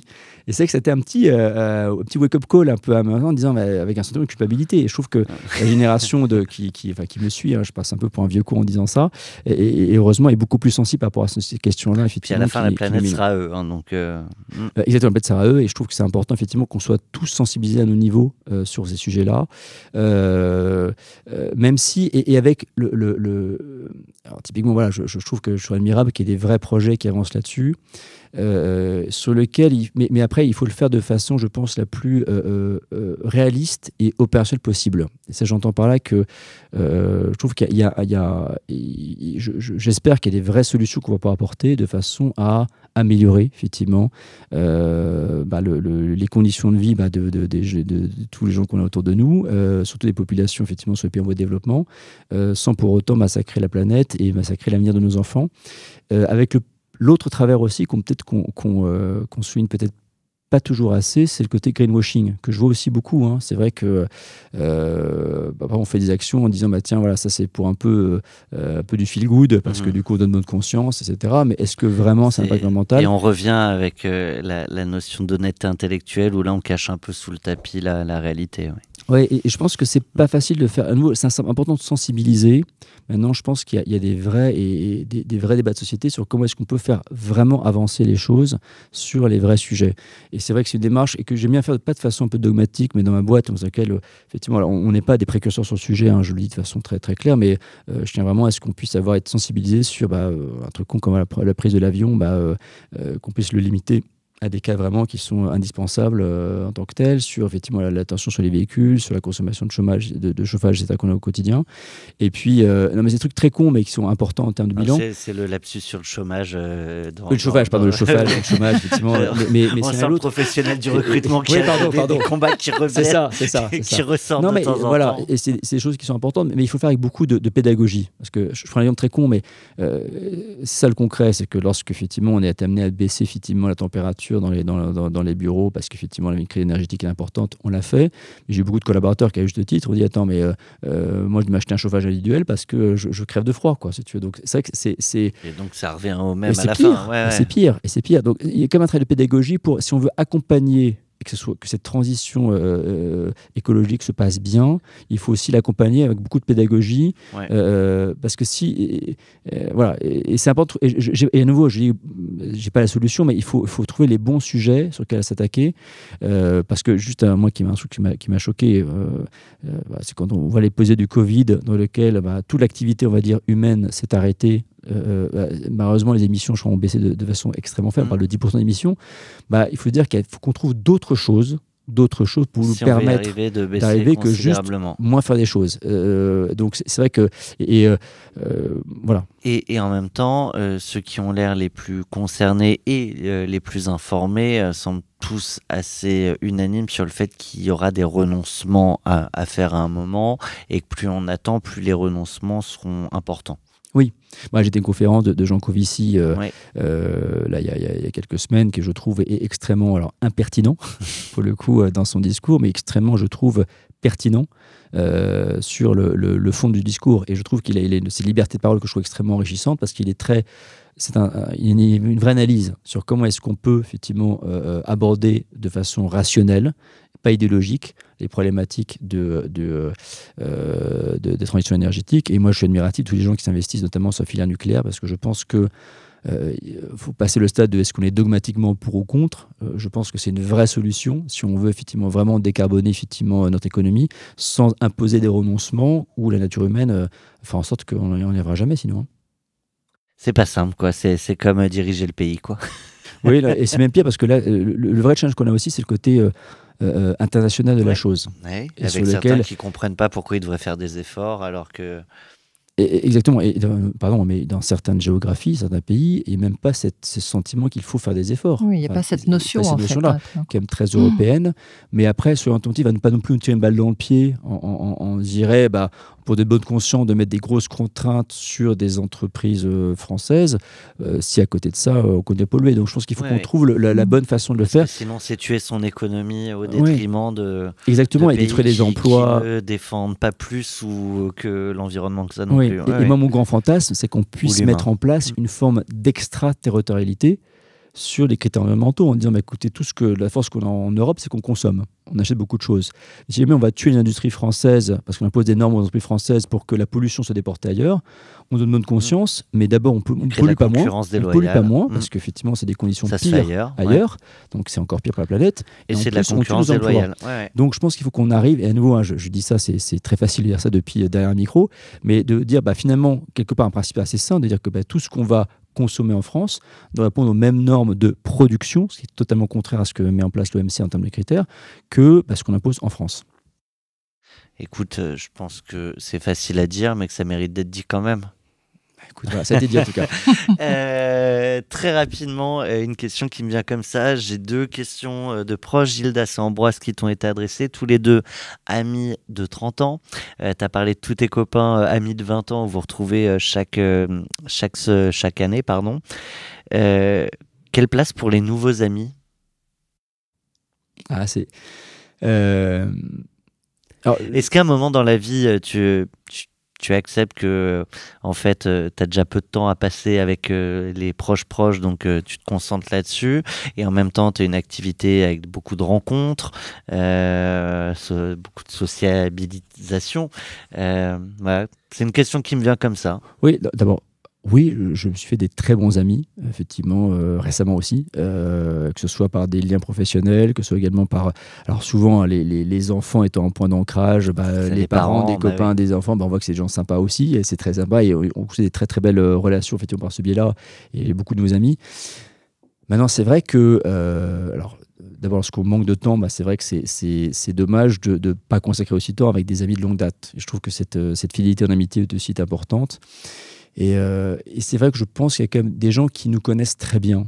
Enfin, des amis de 30 ans, c'est des gens sur lesquels on a vécu des choses ensemble qui sont extrêmement fortes, effectivement, qui fait que, fondatrice quelles même. que soient les circonstances, quand on se retrouve comme avant. Là, j'ai passé cet été 5 jours avec un ami de 30 ans. On ne s'était pas vu depuis 10 ans, mais on est en contact assez régulièrement. On se retrouve tout de suite et on se connaît tellement bien que c'est comme si c'était il y a 20 ans.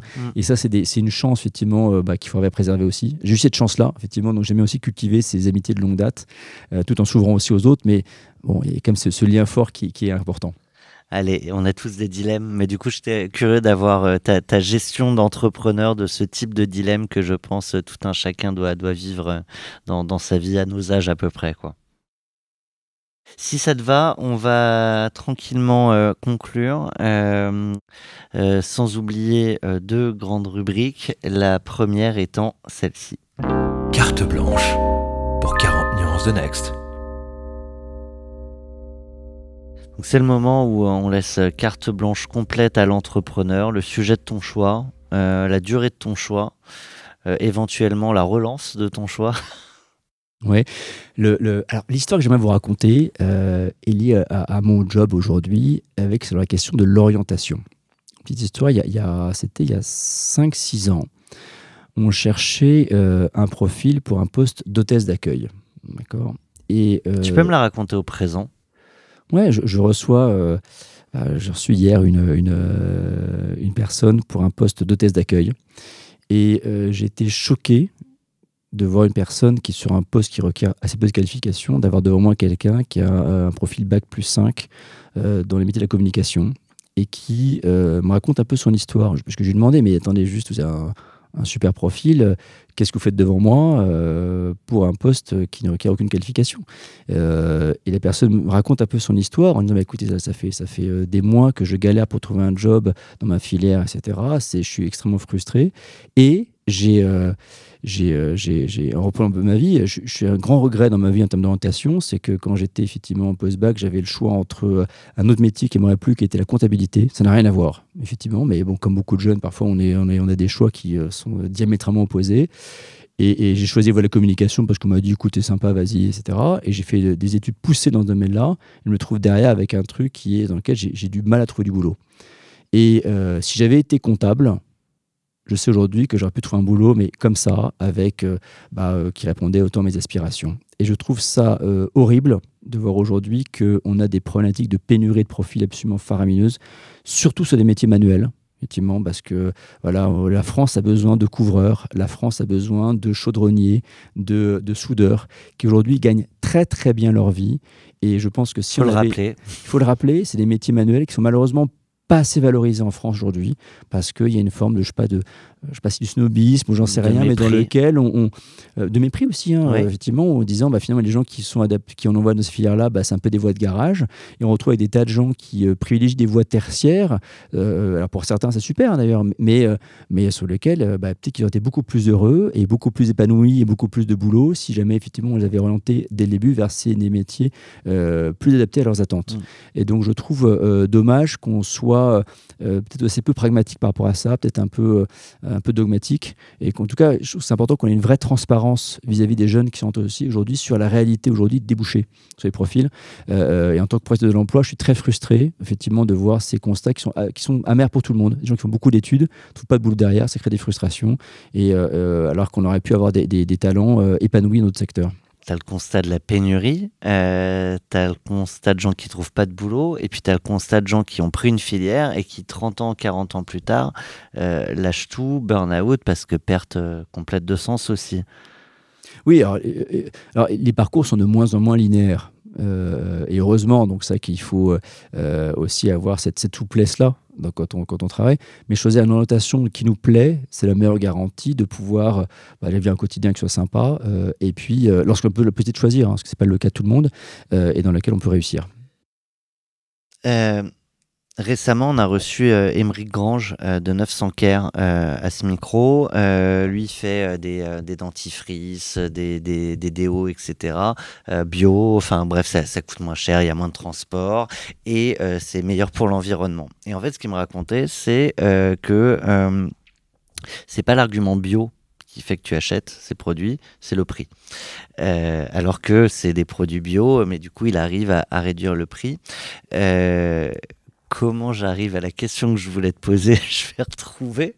Mais oui, sur le salaire, tu l'as évoqué très rapidement comme ça, mais je trouve que c'est important de rappeler que des fois des métiers comme ça qui ont l'air sous-valorisés ou sur lesquels il peut y avoir des fois du mépris de classe ou plein d'autres choses comme ça, en tout cas un regard assez négatif, que ce sont des salaires qui payent très très bien. Et je crois d'ailleurs que dans les contenus, j'en discutais avec ton directeur de la com, les contenus qui marchent super bien, c'est les grilles de salaire, les projections des métiers d'intérim et ce que tu peux toucher en étant chaudronnier ou en étant... C'est qu'on essaie, parce qu'on a accès à énormément de données sur la rémunération des collaborateurs, donc on essaie de suivre des index comme ça sur l'évolution de la rémunération des profils, et on constate que des métiers manuels, chaudronnier c'est un bon exemple, soudeur aussi, c'est des métiers qui payent très bien aujourd'hui, donc c'est bien aussi une réalité par rapport au niveau de rémunération. Tu peux donner des exemples comme ça? Alors, il y a des variations très fortes, effectivement, mais en tout cas en termes d'évolution, les croissances les plus fortes qu'on a pu connaître en termes de rémunération sont sur ces métiers-là, avec des revalorisations de l'ordre de 8, 10, 12% par an depuis quelques années, notamment à l'aune du Covid. Je trouve que le Covid a eu plein d'horreurs, mais un des bénéfices, c'est qu'il a mis sur le devant de la scène tous ces métiers de l'ombre, qui font des tourner, infirmiers, les gens qui vont faire la collecte des déchets, les livreurs, etc., sur lesquels on se rend compte, sans eux, on ne vit pas, quoi. Donc, je trouve ça extrêmement bien, et je trouve excellent d'ailleurs qu'on ait pu, le Grenelle effectivement, de la santé, qui a permis effectivement de revaloriser effectivement ces métiers-là, qui le méritent largement et sur lesquels on a des besoins de profil. J'évoquais 2 rubriques. On a fait la première, merci pour ta carte blanche. La seconde, c'est notre carte blanche à nous, en tout cas notre manière de féminiser, comme on le peut, ce palmarès du Next 40 des champions de la tech française qui sont très masculins.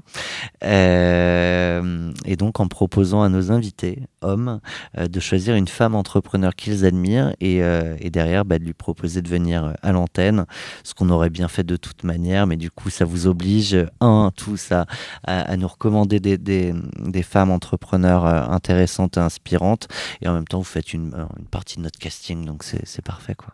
Bravo. Non, effectivement. Alors, moi, il y a une personne que je respecte énormément en tant qu'entrepreneuse, c'est Solange Arnaud, qui est la fondatrice d'un groupe qui s'appelle Médoucine, et qui est, pour faire simple, un petit peu on va dire le TripAdvisor ou de tout ce qui est médecine douce. Et pourquoi j'aime beaucoup? Parce que c'est quelqu'un avec qui j'étais en école, qui est brillantissime, qui avait été d'ailleurs ma CTO dans la première boîte que j'ai montée il y a quelques temps, donc quelqu'un qui a une vraie compétence. Et qui a effectivement le courage d'avoir une carrière corporate dans des grands groupes de santé et qui s'est lancé en tant qu'entrepreneur, un peu à l'ancienne aussi, donc pas de levée de fonds, pas de grands fonds, mais pour créer aussi un vrai acteur pour apporter du bien-être, en tout cas auprès des gens. Donc très très belle boîte qu'elle a pu lancer, qui est en plein développement aujourd'hui, à qui je souhaite beaucoup de succès. Et tu peux t'adresser directement à elle et lui poser une question qu'on lui diffusera. Chère Solange. Chère Solange, j'ai eu la chance de travailler à tes côtés il y a une vingtaine d'années et j'avais toujours été impressionné par ton efficacité et ta capacité à entraîner tes équipes. Est-ce que tu as réussi à conserver cette efficacité aujourd'hui dans ta boîte, et est-ce que tu arrives à conjuguer cela avec ta vie personnelle? Voilà ma question, Solange. Merci, on me fait signe dans l'oreillette que j'ai complètement oublié de lancer la claque. Waouh! Quand tu as évoqué ta première aventure entrepreneuriale, celle d'ailleurs j'ai introduit là-dessus en disant que tu t'étais royalement planté. Raconte-nous ce royal plantage. Ah oui, c'était ma première expérience entrepreneuriale. T'as vendu ta voiture J'ai vendu ma voiture à 5000 francs pour pouvoir lancer une boîte qui s'appelait Ethnoca, qui était un site communautaire pour étudiants que j'ai lancé en 99. Donc c'était vraiment la première bulle Internet pour les plus anciens d'entre nous, où je m'étais dit, voilà, j'avais bossé dans le conseil pendant 2 ans, et tiens, il y a un truc qui se passe en ce moment sur Internet, c'est comme l'occasion de monter un truc. Et puis j'étais parti dans le mode de développement qu'on entend encore beaucoup aujourd'hui, avec des levées de fonds, des business angels, 2 levées de fonds auprès de fonds de venture capital, développement dans 3 pays, voilà, près une centaine de collaborateurs en interne. Voilà. Vraiment, allez, on part, on se développe à fond. Et puis, malheureusement, le marché s'est retourné assez violemment mi-2000. La bulle Internet éclate. On se retrouve avec une boîte qui n'est évidemment pas du tout rentable et avec une manne de financement qui se tarit complètement. Et là, s'enclenche un vrai chemin de croix avec, on doit chercher des investisseurs. Personne n'est prêt à investir, on cherche un repreneur et on tombe sur quelqu'un qui dit écoutez, moi je veux bien reprendre ce truc-là, mais en revanche, il y a 80% de vos collaborateurs, ça ne m'intéresse pas du tout parce que j'ai les équipes en interne et donc je peux racheter la boîte Société Coquille-là, mais en revanche, vous devez vous séparer de 80% des collaborateurs.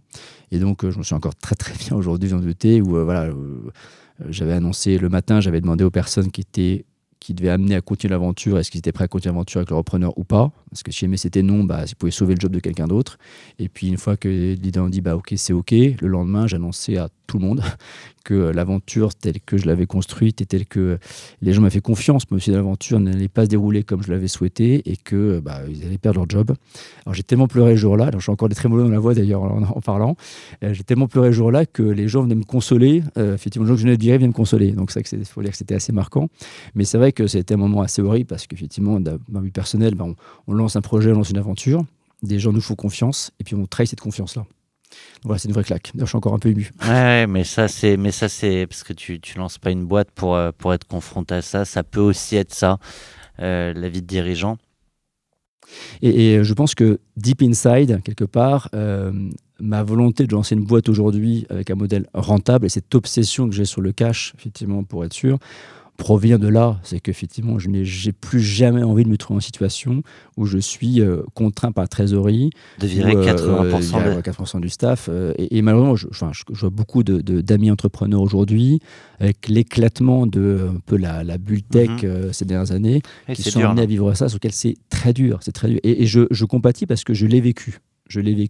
Et c'était une énorme claque professionnelle et personnelle, d'ailleurs, sur lequel j'ai mis quand même plusieurs années à me remettre ensuite, mais également qui est extrêmement formateur. Et je trouve ça génial aussi qu'on puisse, après ce type d'expérience-là, sortir aussi grandi, en capacité à relancer des projets. Et je pense que cette expérience-là m'a évité beaucoup de conneries dans ce que je fais aujourd'hui dans ma boîte. J'en fais d'autres, mais pas celle-là. Je l'ai dit, on va diffuser, je crois, ton passage dans 40 nuances de Next le 26 septembre. J'ai un doute à 2, 3, 4 jours près, une semaine. Est-ce qu'on aura sorti notre nouveau format sur les gros plantages de boîtes? Et comment on se relève aussi de ça? Souvent, c'est assez ténu, la ligne entre d'un côté la réussite, de l'autre côté l'échec.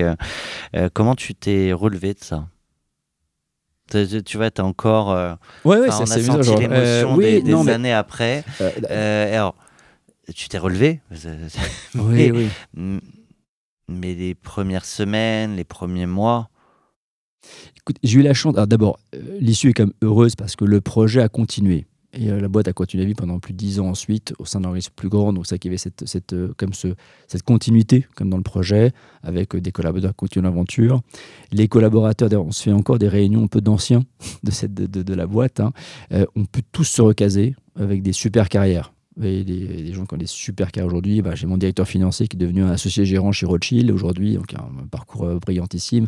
Bref, il y a plein de très très belles aventures effectivement suite à ça. Et puis moi, à titre personnel, j'ai eu la chance de pouvoir à ce moment, j'ai fait un break. Je suis parti reprendre des études pendant 2 ans aux États-Unis. Et je pense que c'était indispensable pour moi d'avoir ce sas où je peux me vider un peu la tête, repartir un peu sur du recul pour savoir exactement qu'est-ce que je voulais faire de la suite de ma vie, quelque part en termes de projet.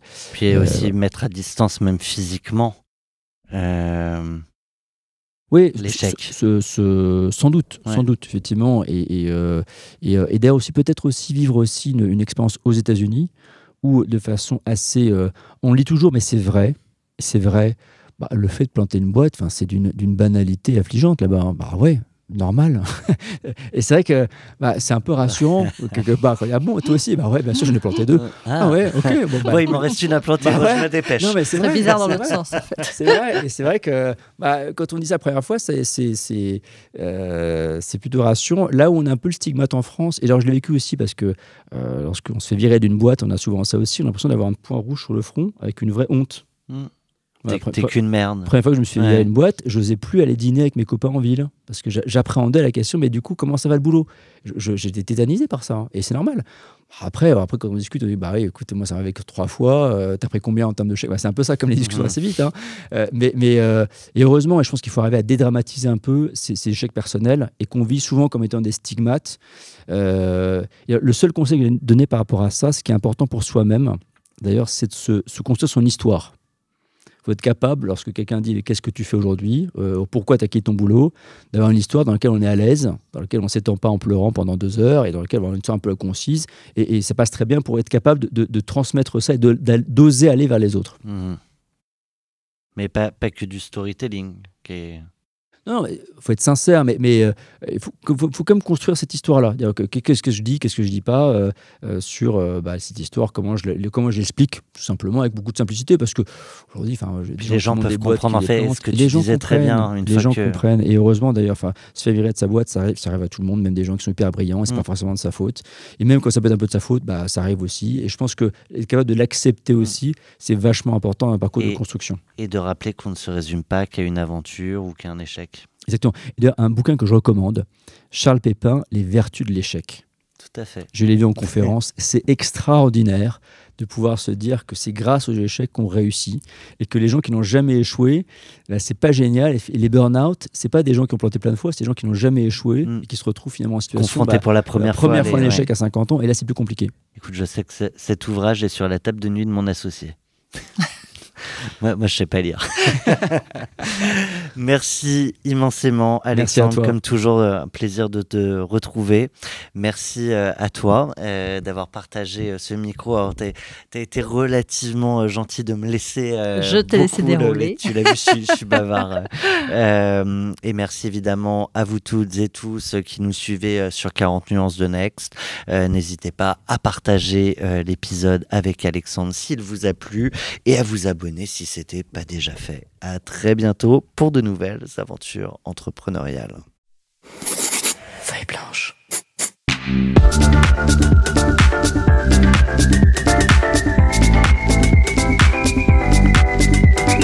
40 nuances de Next.